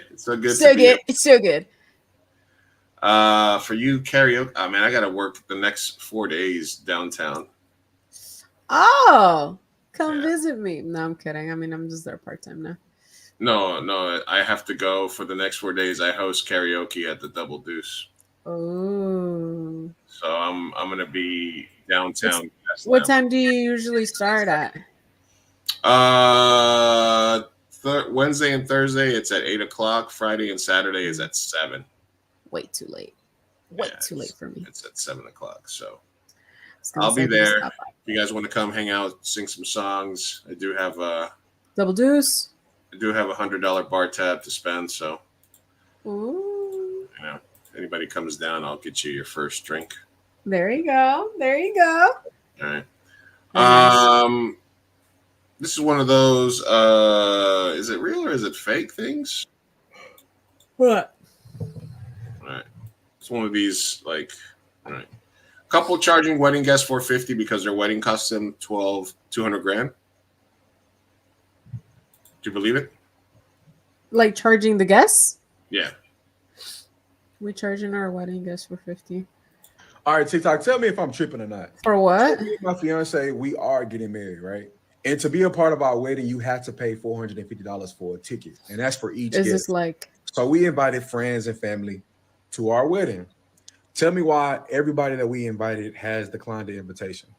We already have spent 100, maybe almost close to $200,000 on the wedding. We have already pre-ordered the cake. We already put down a deposit for the venue. We've already got the wedding dress. everything. We pay for everything for the wedding, DJ, photographer, everything for the wedding.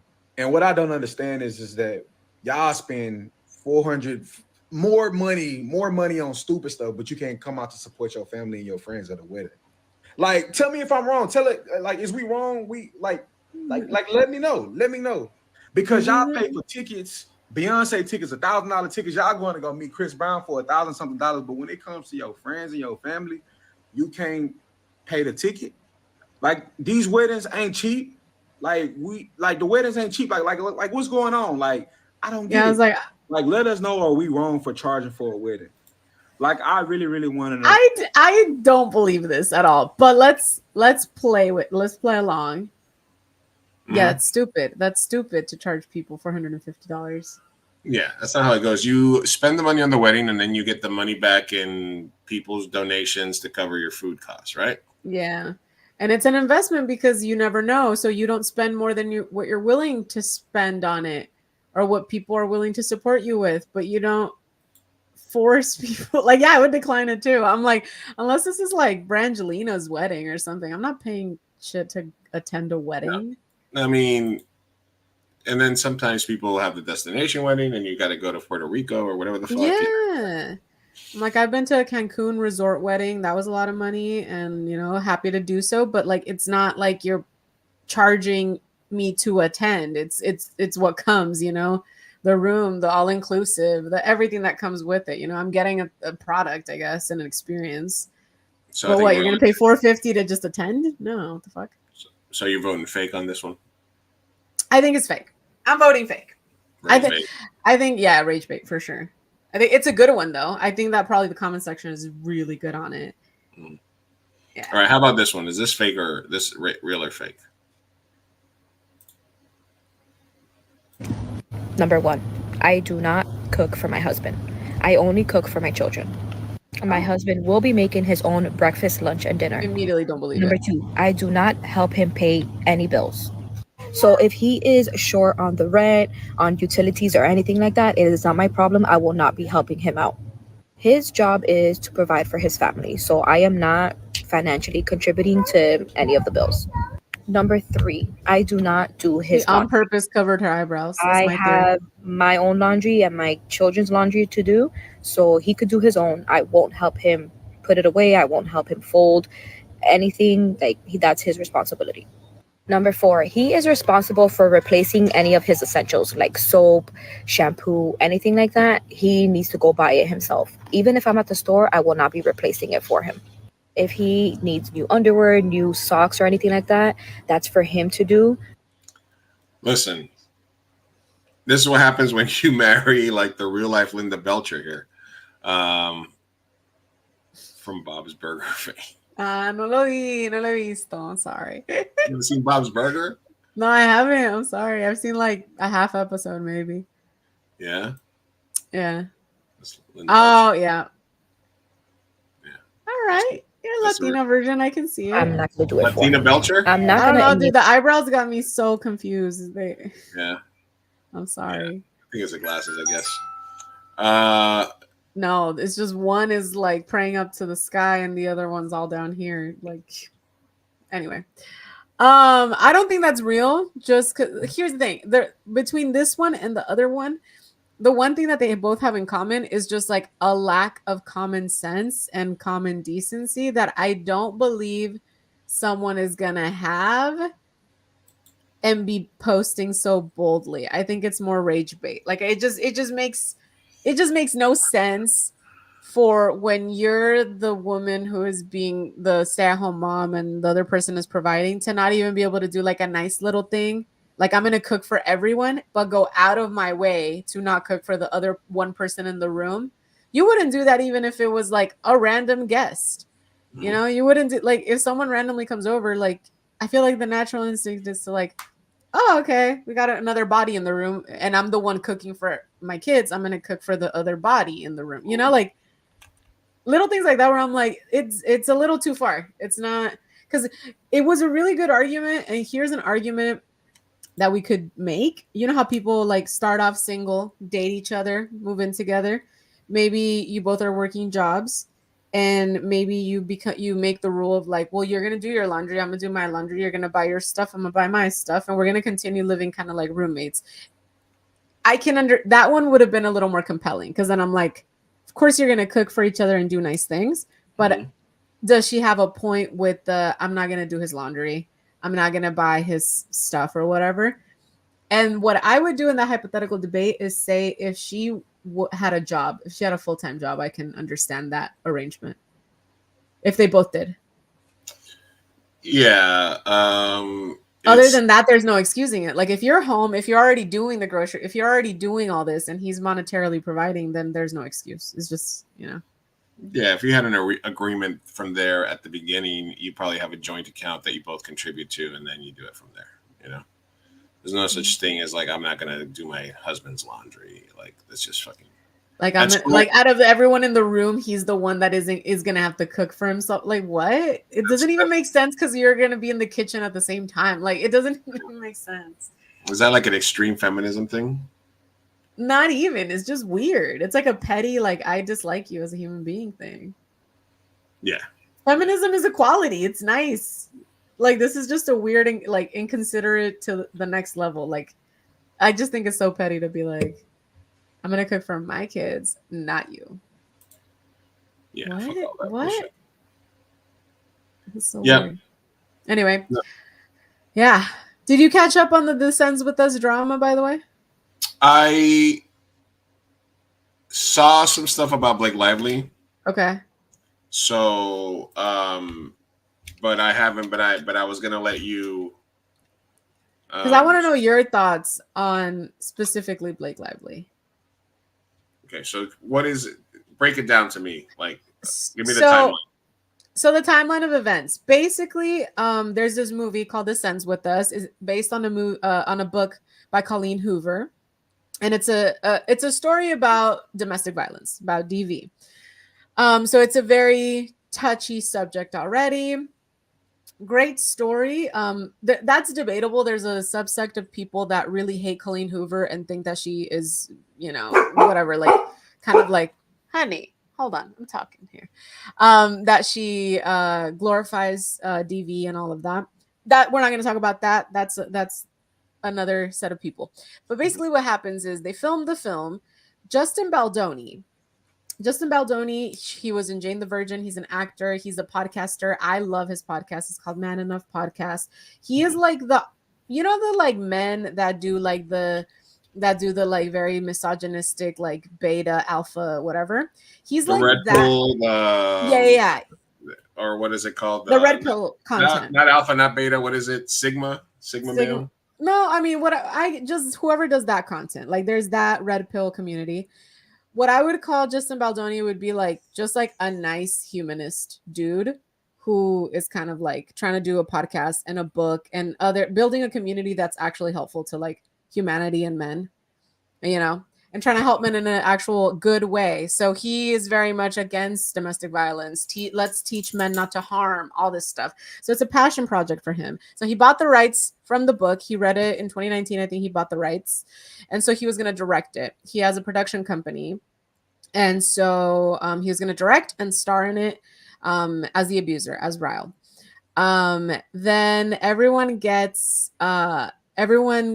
you know, cast in the film. Blake Lively hops on. Blake Lively and Ryan Reynolds are producers. So they put a lot of monetary value into the movie.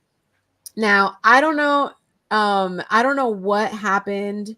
No one knows the actual drama. But as the movie's coming out, we're starting to see that Colleen Hoover, Blake Lively, no one in the cast follows Justin Baldoni, but he follows everyone else. So we're like, that's weird. He's not doing the press tour with them. And we're like, okay, weird. Then when he does finally jump in to do the press tour, he's doing separate interviews completely. The way he's promoting the movie is very like aware and of domestic violence and like talking about victims and very like that. And then the way the other people are promoting it is very like, get your florals, go watch this movie, as if it was like a rom-com. Blake Lively just came out with the hair care line. She thought it was a great time to promote it. She keeps trying to do these funny little quirky things, kind of like Barbenheimer because her man's movie's also out. So like Ryan Reynolds, like they're doing this thing that happens a lot, but in promotion and marketing, but it's very tone deaf because this isn't the movie. So there's like a joke of like if Blake Lively promoted all these other movies, like for Schindler's List, there's one that's like he's making a list and checking it twice. Come watch Schindler's List. Like it's just such a cringe, tone deaf way of promoting this movie. And everyone is ignoring Justin Baldoni. They were at the premiere together physically for the first time. No one took a picture with Justin Baldoni. He's like being blacklisted. He's been nothing but wholesome and adorable. And he's been talking very well about his co-stars. His co-stars refuse to speak on him. We don't know why. Colleen Hoover seems to have sold her soul to Blake Lively and Ryan Reynolds. And then so that's kind of what's been happening. And then the next step was Blake Lively. More media of her past behaviors come out of like a time that she was super rude in an interview and how she has had beef with co-stars. Like this is nothing new. And then the next step after we hear the backlash, because obviously everyone is kind of siding with Justin Baldoni at this point, and it's kind of like disappointed because Colleen Hoover fans from the book, we all like it because of the messaging, because of that. And the only person that's acknowledging it is Justin Baldoni, right? So immediately we're like, what the fuck is going on? So everyone's getting annoyed at Blake Lively and kind of canceling her. So then her PR people decide to flip it and they start doing a smear campaign against Justin Baldoni, saying that he held a kiss for too long, that he made her really uncomfortable on set, that he called her fat, but like not really directly, that he was just like asking her weight because he was going to carry her. And she saw it as fat phobia. And just like this whole smear campaign that's not landing because we're like, well, dude, your behaviors, Blake Lively's, have shown us that the kind of person that you have, the tendency of behaving as. Whereas Justin's has not. Like he's like the cleanest record of all time. Very wholesome. I think, yeah, Henny, anytime I see anything with Justin, he just seems very wholesome. Like there's nothing that you can smear this man on. That just doesn't make sense. It didn't land. So that's kind of where we're at currently. And I think Blake Lively just decided to go silent. And Justin Baldoni hired a emergency PR person because I think he knew that they were going to come out with, more smears or something like that. I don't know. But it's just very annoying because I watched this movie and it's a wonderful movie and everyone did great, including Blake Lively. It's a great message. And it pisses me off that y'all didn't have to do this. You did not have to cause so much drama and cross promote like in the cringiest, most tone deaf way. I think Blake Lively's tone deaf as hell. Like it's just ugh. Anyway, that's my spiel. What do you think? What are your thoughts? What do you know about this and what have you seen from all of them? Was any of this shocking news to you? Ryan Reynolds also a try hard douche. Have more. Oh yeah. Hey, she had dude. Oh my god, tell us more on that because apparently it was an open secret that they're assholes, and I didn't know this. Yeah. So I started to see that the cringy stuff about her trying to sell like florals and the gin and all the other stuff. I do believe that Ryan Reynolds tries just a little bit too hard. Maybe a lot too hard, according to this. And it's like when you reach that level, I don't know, man, like what is it that makes you want to just keep just pushing to try to be everything? I mean, Soccer Club, Mint Mobile, like there's just so much shit that they're into, Mm-hmm. So for me, it's kind of like cringy on that area. But I wasn't aware. I understand that, but the movie has grossed $100 million at the domestic box office after 11 days. It's a good movie. I liked it, You want to check it out? I read the book. I checked it out. I prepared for this. I love Justin Baldoni and I really liked the messaging. And my coworker was like, you need to like read this book. So I liked it. It's a little cheesy and cringe, not gonna lie, in some parts, but it's overall a great message. And not surprised that Justin Baldoni felt passionate about it too. All right, let's see what they have to say here. My brother-in-law trained Ryan for Green Lantern stunts, and he lived with him, cooked the perfect diet, trained him intensely, was interviewed in a magazine to ask him about his routine, and basically said he did it all by himself, gave him 0 credit. My brother-in-law told him off and said he'd never work with him again. Oh, see, these people are narcissists. I'm sorry, I shouldn't be diagnosing, but it sounds like they met. Also, he cheated on Scarlett Johansson. He met Blake Lively on the set of Green Lantern, and he was still married. I'm just saying. Okay, whatever. But these are 2 narcissists that came together and are just mean people. They're mean girls. Sorry, I don't like to like destroy people's characters, but I feel like I've been really neutral and just like in taking little clips. And I'm sorry, but the way, have you seen the clip with the interviewer? Because the way Blake Lively behaved there, unacceptable behavior in my opinion, disrespectful, so fucking mean, and it came too natural to her that I'm like, you're mean, and I can't unsee that. You're just mean. That's mean. That was rude as fuck. And so when you're telling me, Justin Baldoni, that you're offended because Justin Baldoni called you fat, but on the same note, you're saying like on the baby bump interview, like, oh, congrats on your baby bump. Like, bitch, you get offended real easily. So what makes you think that I'm gonna think otherwise of Justin Baldoni or that he actually offended you? No. Sounds like You're something crazy. Ryan Reynolds would do. So, Yeah. Karina, it turns out that Yeah. Ava and Bertel can have babies, so that comment she said was even more hurtful. Even more hurtful. Listen, that is even more hurtful. Even if she was, though, that is just unacceptable. That's just rude. That's just freaking mean. And then the way they weren't even making eye contact after the fact, it was dehumanizing. And it came so natural to her. Oh, I hate that. It just, it irks me.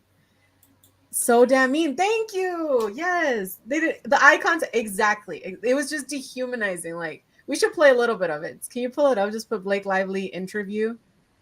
Just put Blake Lively And in. and it's the one with the blonde lady. It should be the first one that pops up. All right. You need to see this passive aggressive behavior of her and Parker Posey. And I do think Parker Posey was stuck in an awkward situation with a really mean girl who leads the charge like Blake Lively, because yeah, her behavior was weird too. Congrats on your little bump. Yeah. What about Wait, okay, started from the top. First of all, congrats on your little bump. Congrats on your little bump. What about my bump? You've got 2 nice ones. And they are kind of bumps, aren't they? No, not bumps. The lovely lady lumps. Check it out. Thank you. Thank you. So before Blake Lively was in singular why would you do that? No, keep it going. news, now she was more so talked about with her. It gets co-star worse. Justin Like, if you Baldoni, just watch and it- was realized that they really didn't get along, and that there was some tension on set and disagreements on how the film should have been edited. Would you be willing to entertain pulling double duty again in the future? You're gonna have to ask me in a little while. We're gonna take a vacation. We're gonna take a vacation after Putting this. him back first. I know. For a moment. Because we do have It Starts With Us. So I'm hoping to see you back in the double duty role. I think there are better people for that one. Justin. I think Blake Lively's ready to direct. That's what I think. So. Well, now we're because she was in the news. An interviewer who has since quit her job because of one particular interview with Blake Lively. Now this interview was with Blake and her co-star Parker Posey in a 2016 interview for Cafe Society. Did you guys love wearing those kind of clothes that you? Yeah.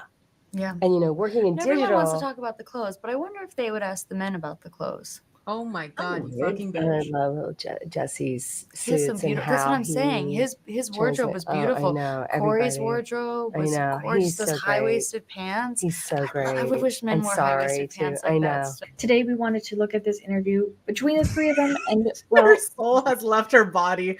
She's Wow. like, That is so mean.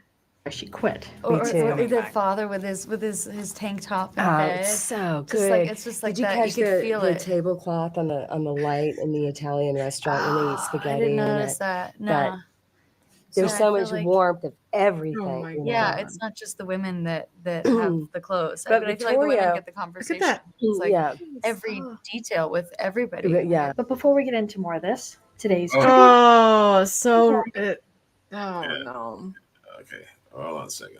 Yeah, it's very passive aggressive, congratulating sarcasm, the interviewer on her bump and throughout dehumanizing. literally the rest of the interview. A little bit more browns and moodier, and Susie really told such a story. Yeah, amazing. Alongside Vittorio, because it is a lot brighter and sunnier in LA, and New York has just a steaminess to it. The point of an interview is the fact that it is a job at the end of the day. As the actor or actress, you go on press tours to promote the movie.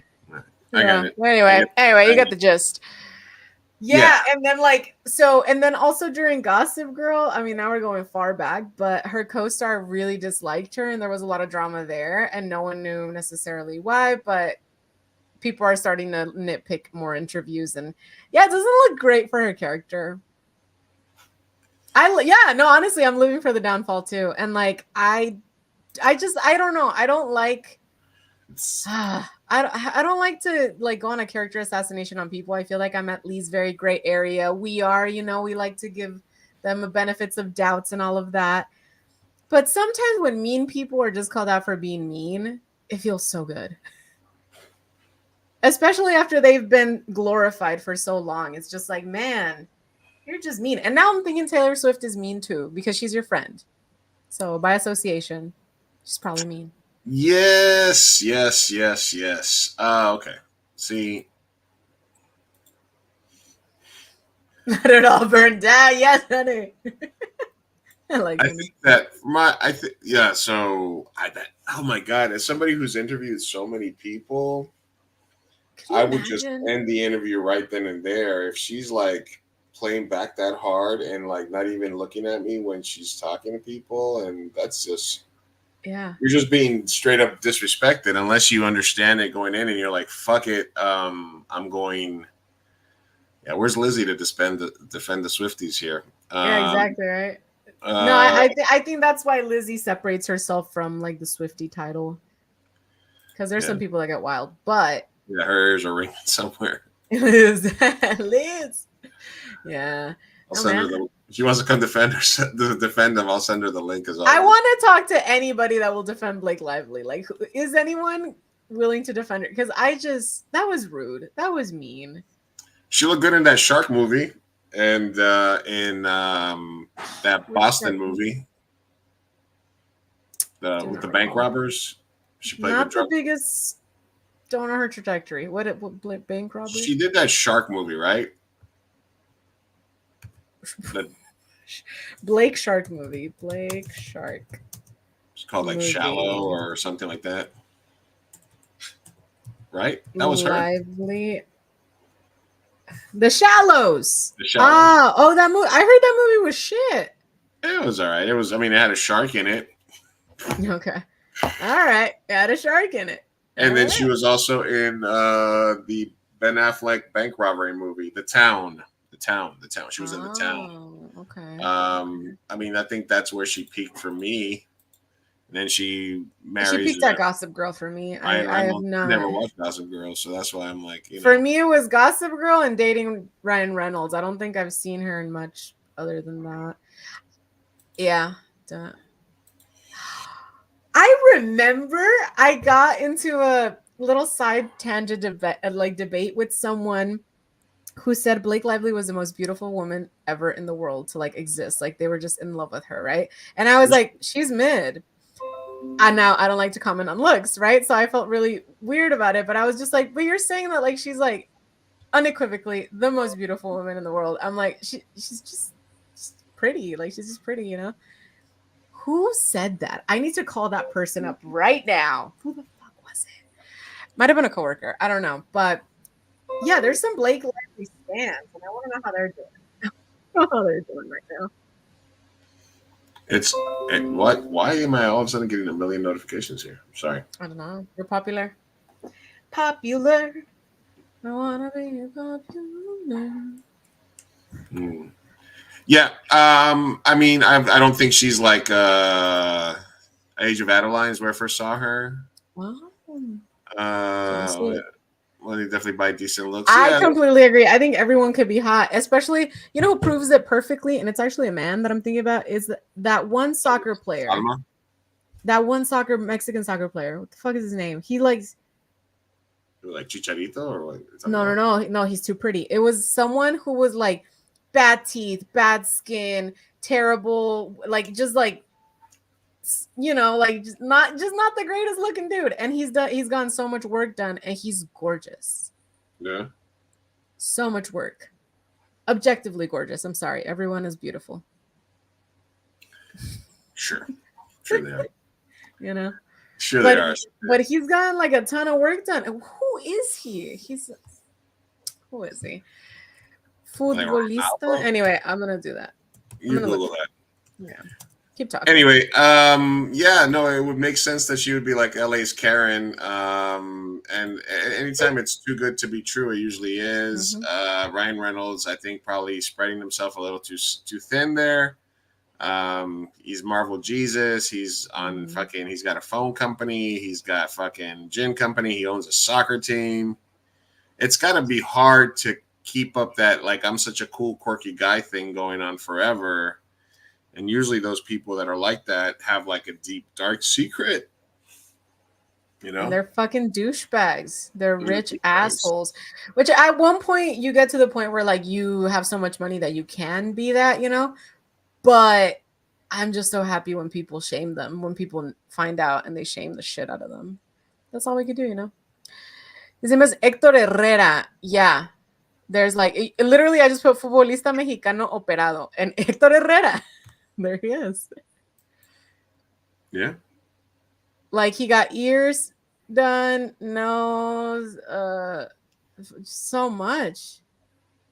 I would rather, I'd take a 60-year-old Salma over whatever age Blake Lively's at right now. Oh my God. I know. But I think that's also because we tend to go for Latinas, Or Mamala. Mm. Who, one night only, Mamala or Blake Lively? Oh. Hey. Let's just, you answer first. All right. I feel icky. F, Mary, kill. Mamala, Salma, Blake Lively. Oh, okay. Well, I want to marry Salma. Because put a ring on that as quick as possible. Yeah, I'm killing Blake Lively. I just don't like her.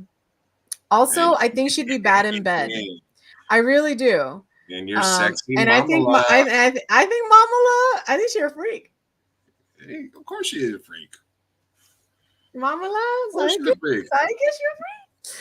I don't like politics, but. Didn't you hear what all the Republicans are saying about her? Didn't Trump go like on a speech where like he was talking shit about her at first, and then he started to be like, and she's beautiful, and she's this, and she's that, and like he started kind of like unveiling that he's in love with her a little bit. She's a very attractive woman, very beautiful, looking like Very me. beautiful. I'm the most attractive. And then he said he was on a helicopter with Willie Brown, and they were about to crash, and he told her. And he told them in the helicopter like a whole bunch of horrible things about her. And then they asked him, and they're like, "Hey, have you ever been in a helicopter with Trump where it was going to crash?" And he was like, "No, I've never been in a helicopter with Trump." And it turns out it was a different black guy he was in a helicopter with.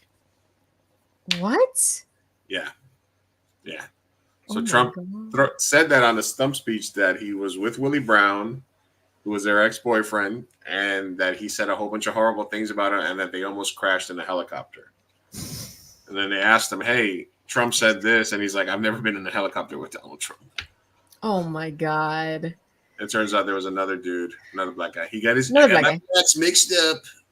He's so nothing is landing. Nothing is landing. They're trying so hard. I am enjoying seeing them try. Yeah. First of all, she's not black enough. Then she got ahead by being a hoe. Yeah, it's Give me another misogynistic rhetoric. And then she was black.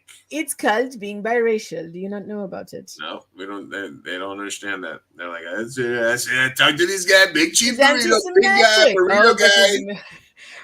Like there's just not a lot. I think they did a really good job at like tactfully covering every single corner because they're like, she's anti-Semitic, she's married to a Jewish man, She is not black. She's also Indian. Also, even if you're gonna be racist towards Indians or whatever, JD Vance is married to an Indian woman, so you know about biracialism. Like, there's just nothing. There's just nothing. She's a whore and she got ahead by sleeping with someone in a high place. Trump, you're a nepo baby. Shut the fuck up. I don't know about this. Tell me about her merits. And you're still an idiot. And so I'm just like, tell me about her merits. What does she lack? There's plenty of shit that she's done. I'll wait till you're done, Sophie. Continue. I don't know about this guy, me and the show. He says he's a big chief, but he's not Mexican. One day he's from Uruguay, where the white people are, and then all of a sudden he turns Colombian. Colombian. I don't understand how that could be a thing. Mm-hmm. He's neither a chief. He's also Indian. He's a chief. Or is he an actual burrito? And he's no longer big. That's debatable, folks. He's got the Zep bound. A lot of people are saying the Zep bound is going to make you skinny. Watch out. Which reminds me, how's the skinny journey going? I took my first shot about 48 hours ago of the Miracle Whip restaurant. So first day, super nauseous. Oh. Like, I was okay for the first few hours, and then middle of the day till nighttime, I was like super nauseous. I had to smoke to get rid of the nausea. And then the only issues that I've had is a little constipation and a little nausea. And I mean, I do feel like less hungry. Like, when I ate, I was able to eat like normal, but I only ate once today, and I haven't felt like hungry. So I think basically the only thing it does is it tells your stomach it tells your stomach to keep food in there longer before it passes us down the line. So you just feel fuller. So it tricks your stomach. It tells it, hey, stomach, keep it in there. We don't want to rush it down to the colon. You want to let it sit and simmer so that he feels fuller and he doesn't eat 8 burritos a day. We want him to be the little chief, not the big chief. Not the big chief. Teeny tiny chief. The regular size chief. Anyway. No, so yeah, I'm definitely enjoying the not being hungry. So we'll see. It's a lot, they say 18 in a year and a half you can lose best case scenario 20% of your body weight. That would be like 60 pounds. So whoa. Yeah. But we'll see. I'm excited. Yeah, we'll see. I'd be happy with like half of that, so just, you gotta, but if, I guess later on when they increase the dosage, if you're not hungry, you just gotta make sure you eat good food, because when you eat, if you're only eating a little bit, it's gotta be nutritious food so you don't become anemic and all that bullshit. And are you doing that? You're stuffing veggies? I know. I mean, the last couple of days I've been just eating normally, which includes like, usually it's a protein and salad that I've been trying to do recently. So I'm doing my thing. We'll see how it goes. I'll keep you guys. I'm taking pictures every time I take my injection and stuff like that. We'll see. We'll see how it goes. It goes. All right. Nice. So, last word here. I have the best story. You gotta believe me. My doctor took a look at my stomach and said it was the best one he's ever seen. Absolutely. It's the best of all time. Big doctor, stomach doctor, tears in his eyes. Said, Donald, this is the best stomach I've ever seen. Much better than Joe Biden. Much tighter than Gamalas. Good time. Anyway, all right, guys. So anyway, that's been Blake Talk, Lively Talk. We'll see what happens. I'm interested to see if the movie makes a lot of money. I take metformin, but I'm taking Zepbound now. One of the injections. I did my research and I wanted to take Manjaro, so they gave me that. So. Metformin I still take. That's pretty good. That's a good thing. But no, this one's more for like full weight loss as opposed to just controlling diabetes. So we're on it. We're on a hashtag Fat Boy on a diet. We got no Nama's way, but before we do, I want to remind everybody that we appreciate you guys listening to us live. You make sure that you like and subscribe to the channel wherever it is that you're watching us today. Share the stream if you're having a good time. And if you do like to listen to podcasts, make sure you go to Podbean or mihenteshow.podbean.com where you can watch and get all our old episodes. The interview with Jorge Gutierrez, the stuff about Scream. We've had 59 episodes up, and then you can also go anywhere you get your podcast, Apple, Spotify. Just search for Mi Gente Show, all one word, and you'll see that little picture of us back there. Me and Sophia, when I still had the man bun. Oh, yeah, that's true. Yeah. And all the good stuff. So go on there and check us out. I also want to shout out a local San Diego fundraiser that one of our friends promoted. It is called give.sdcanyonlands.org. They're fundraising for a natural challenge and hike-a-thon for 4 miles, which supports the future of San Diego's burgeoning green workforce and young environmental leaders. So I wanted to give them a shout out. There is the link in the bio. Nice. And it's a nature challenge hike-a-thon. So you get paid for how many miles you can just go donate, go to the challenge. It's a hike through city heights, all the canyons and stuff in San Diego. Check it all out. And I put the link in the description, guys. If you're local to San Diego, check it out. Give them a couple bucks, whatever you want. Just tell them Mi Gente Show sent you. If you do decide to do something, we appreciate you guys as always. Yes. Have you seen Lizzo working out? No, is she trying to make a comeback?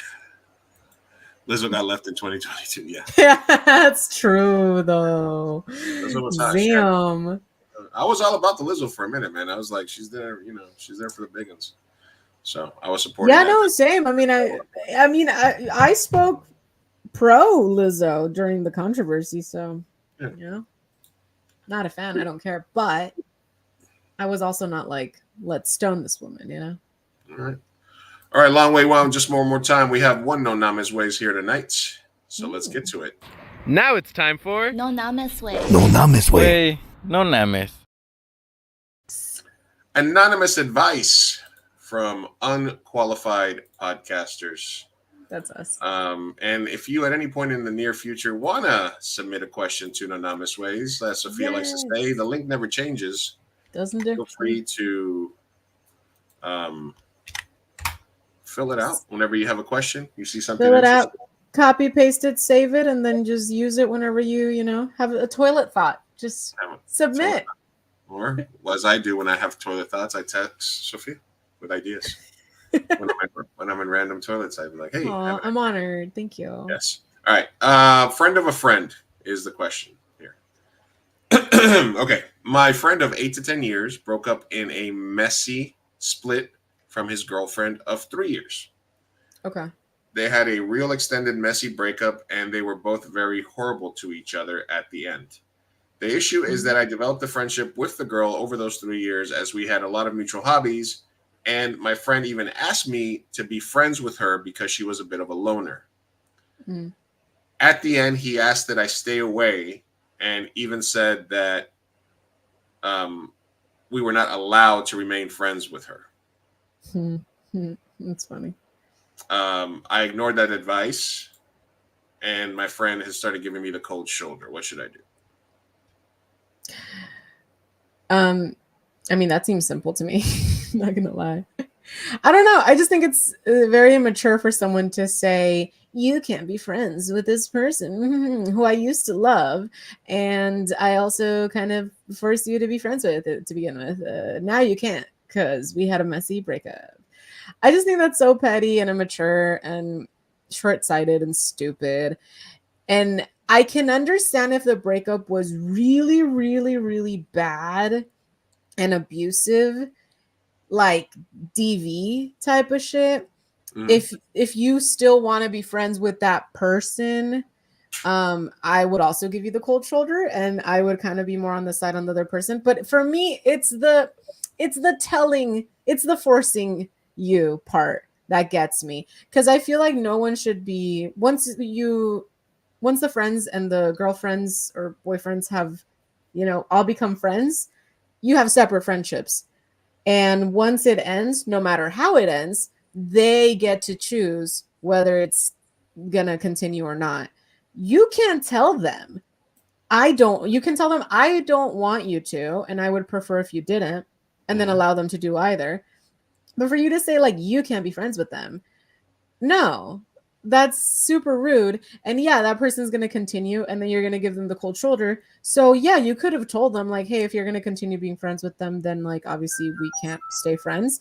And that's a choice that they have to make. But understand that you, as being the person in the relationship who is breaking up with the other person, you are the one putting the friend in the awkward situation. You are the one that is causing this choice to even have to be made. Whether you were the victim of the breakup or not, that you're putting this person who didn't ask for it, didn't ask you to date this person, didn't ask you to be friends with them, didn't ask you to break up with them. You're putting them in a very awkward situation, and it's just unnecessary and it's mean. So I think that I don't know if it's a boyfriend, girlfriend, they friend, I don't know. So whoever that was, the breakupee, I think they're being rude, and you should be able to choose. And then if you lose a friend because of it, then that's your choice. But I think that the whole forcing is really rude and mean. So that's my take. Yeah, I think that you get a 3-month window where Okay. if you're dating I love somebody, the structure of this. if you're dating somebody for 3 months or less, Okay.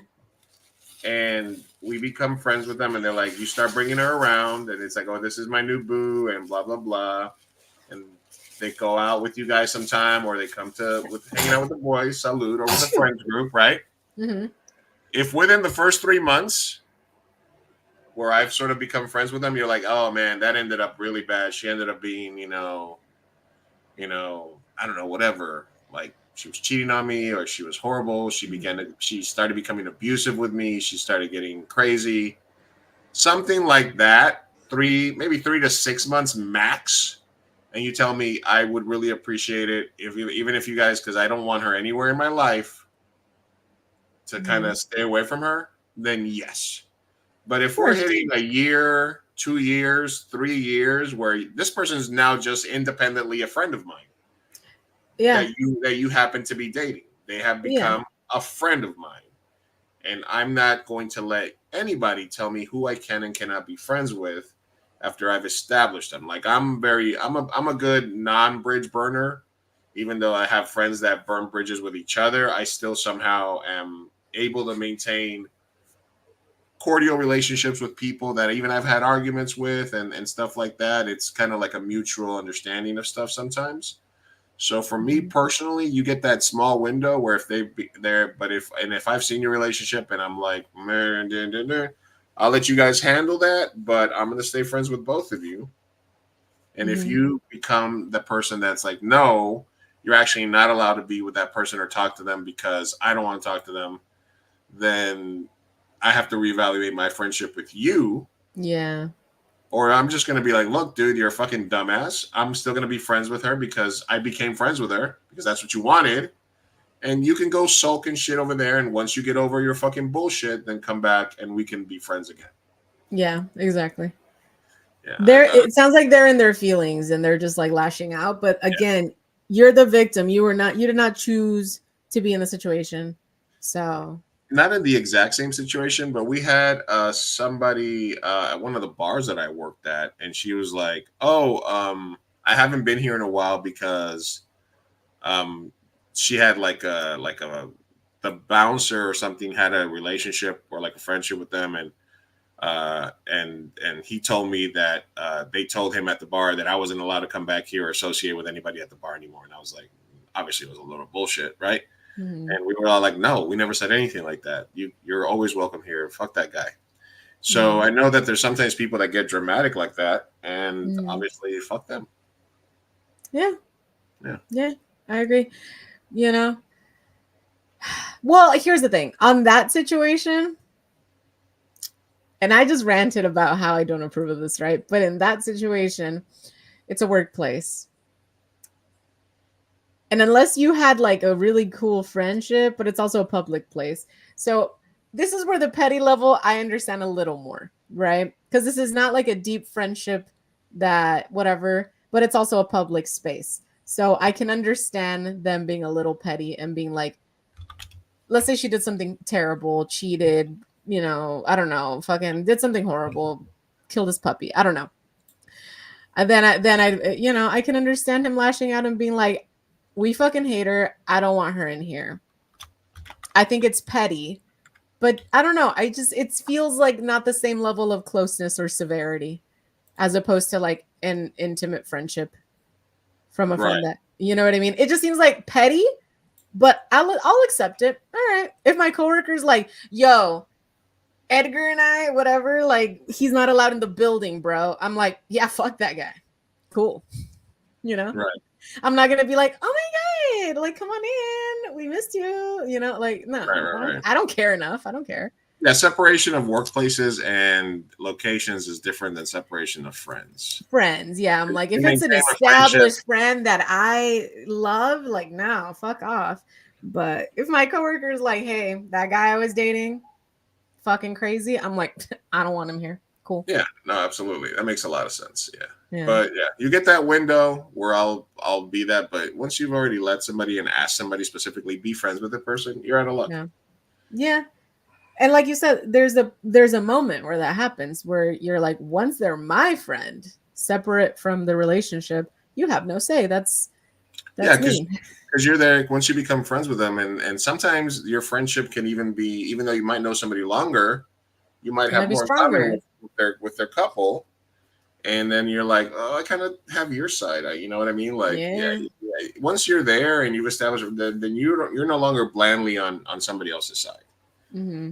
But the bros before hoes and the sisters before misters, that situation, you get that like for 3 to 6 months, you know, and then that's it. Well, wait, hold on. Well, what if it was a gender flop, a gender switch? What do you mean? If you wanted to maintain a friendship with a girl, but your dude friend, like, you know, like what you said, bros before hoes, all that stuff. Well, this was a guy friendship with a girl. Oh, really? Yeah. Oh, okay. I don't know why I was just thinking like, I don't know. Okay. See, it's still hitting the same for me. It's still the forcing that is pissing me off. Yeah, and I think in this situation, if I read into a little bit more, is probably insecurities by the boyfriend, even though he knows that there was like a weird breakup. They were horrible to each other. I think it's more him saying, I don't want any of my friends to fuck my ex-girlfriend.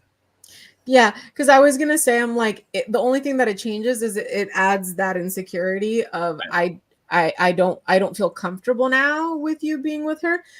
But again, yeah, I mean, it adds a layer because it is petty if you're gonna hang out with someone who is your friend, but you really wanted to fuck your friend's girlfriend the whole time.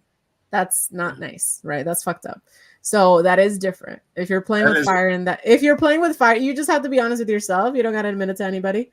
But if you ever had a thought, found her attractive, whatever, and you're gonna go out of your way to say, we have a friendship though, and you're low-key lying to yourself, then I disagree. And that's 100% messed up.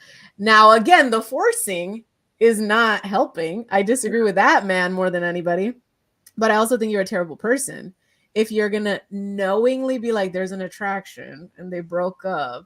Yeah. And if we hypothetically hang out because we're friends, somewhere in your mind, if it's in the deep, depths of somewhere in your mind, then I think you're a bad person. I'm sorry. I just think that's mean. I don't think you're a real friend. I think that's normal. It's a normal human horny thing to think about. Listen, I'm not dehumanizing you. I think that's normal as fuck. Yeah, but I think that there's fuckboys out there that are waiting out your relationship. That are waiting. Yeah. And my thing is like, then they're not your real friend. So I think this person, if you just got to choose if you want to keep them as friends or not. But all right. So if that's it, I don't know. Look inward and ask yourself, did you really? Do I want to fuck? Are we actually friends, or do I want to fuck this woman? And then try to fuck her anyway. Who cares? Fuck it. Get some. But that's the thing. Then you can't say you're a friend to the guy. Yeah.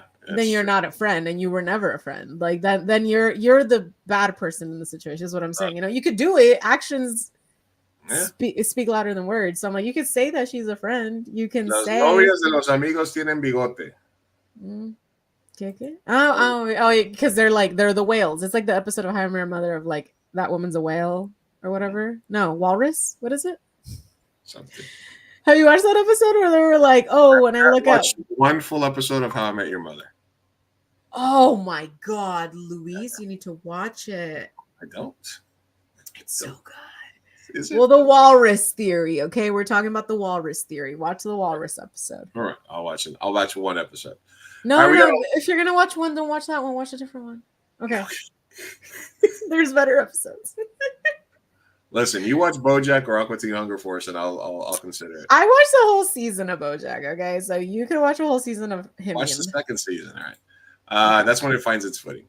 All right, so friend of a friend, look inward, and then look figure inward. out which this, side this are got you. sus. We were so hardcore on his side, and then we were like, We flipped it on you. We were pro friend of a friend, and then we're like, but maybe you're the asshole. But if there's did the friend really force you, or did they just kindly suggest? Yeah, we'll see. And you want to villainize them because you want to fuck the girl. I'm just We're just saying. All right, we got another question here from ATM Machine. Oh, money? Asked him out. No, what? Sorry. Okay. What? Our priorities are so different right now. You never go ATM. My only best friend had a tire emergency during rain season. I tried to help her out. I took out a credit card from Discount Tire for $800.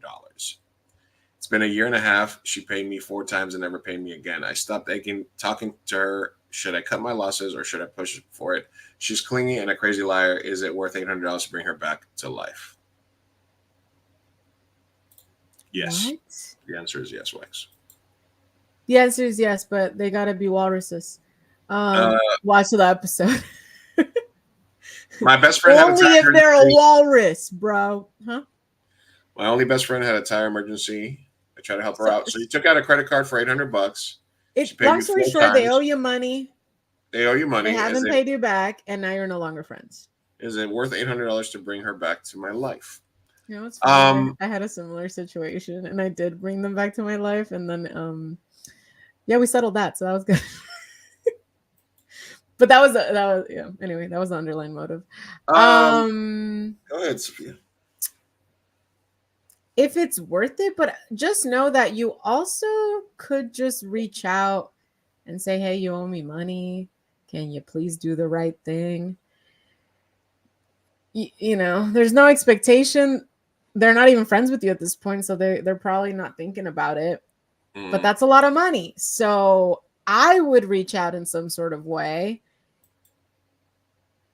Yeah. And also, why didn't you reach out sooner? That's a lot of money. That I feel like that's something that I'll be like, within a week, bro. I need this. Yeah, I think that you can make the effort. You can even send $20 a week, something. Yeah, Venmo request. I like that one. There's a scene in A Bronx Tale where the main character is like trying to hound this guy, and he's like, oh, he owes me $20 or $100 or something like that, and he keeps ducking me. And then the other guy gives him like a little bit of wisdom, and he said, that's the best deal you're ever going to make. This guy's a piece of shit. He owes you money. For $20, you get him out of your life forever, because anytime you're there, they're never going to come talk to you, and they're never going to ask you for anything because they owe you money.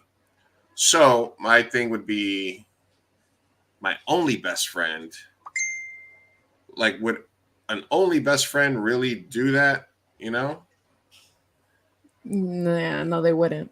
So yeah, it's like, you know what I'm saying? Like, you have to evaluate how strong that friendship was, because if it was a really best friend, then it wouldn't be that way, I think.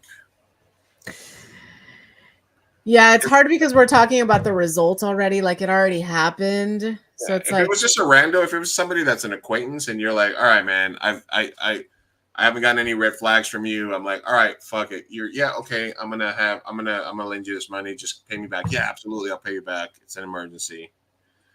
And then you're like, fuck, this person turned out to be a piece of shit. Yeah. Mm-hmm.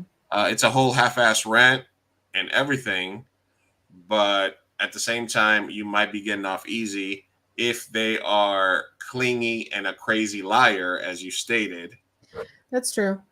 You might have to cut your losses at that point. Then you might have to cut your losses. If they come back, because they know if they need you, they might try to scam you again and be like, hey, I'm going to pay you back that $800, but they might be like a Nigerian prince situation. It's like, I can get you the $800, but I'm going to need your social security number and the last 4 digits and all this other shit, Yeah, that's true. It's all made up the National City. National City in and out. Yeah, are you local? Are you local? Is it rainy season? What's rainy season? It rains twice in fucking San Diego a year. What are you That's talking a lie now, okay? Not after we had rainy season. And now $800 at fucking Discount Tire. What'd you get? Like 400 tires? It's called Discount Tire. Would you get her all brand new tires? You could have gotten her the used tires. Next, yeah. And then you would have only been out like $250. Yeah. Yeah. Yeah.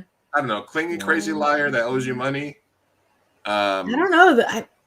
The math does check out, I fear. Cut your losses. Yeah, I agree. I'm so sorry.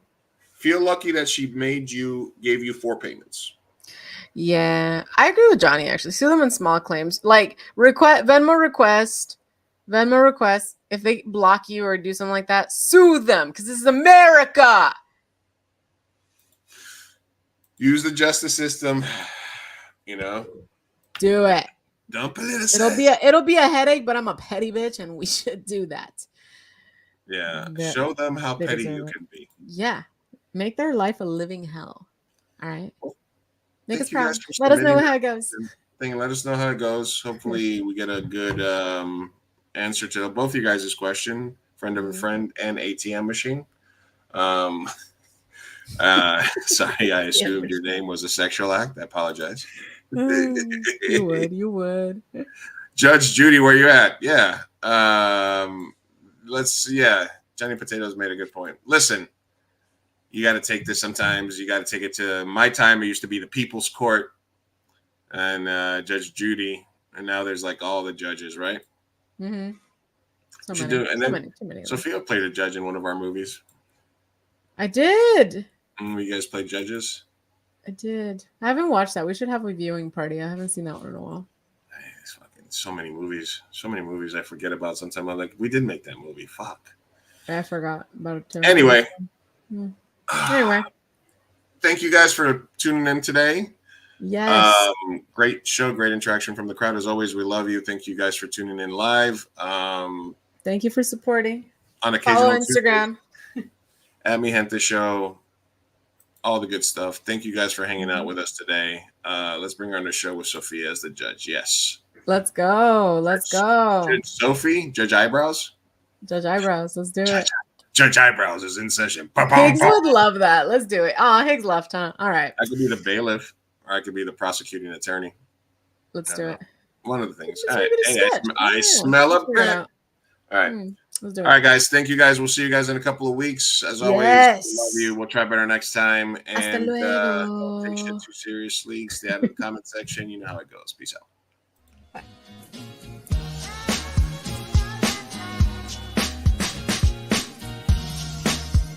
Vamos, papá, hay que irnos. Me estoy aguantando desde que pusieron el domo. Puedes esperar. Muchas personas trabajaron en esta película y solo quieren que te aprendas sus nombres de memoria.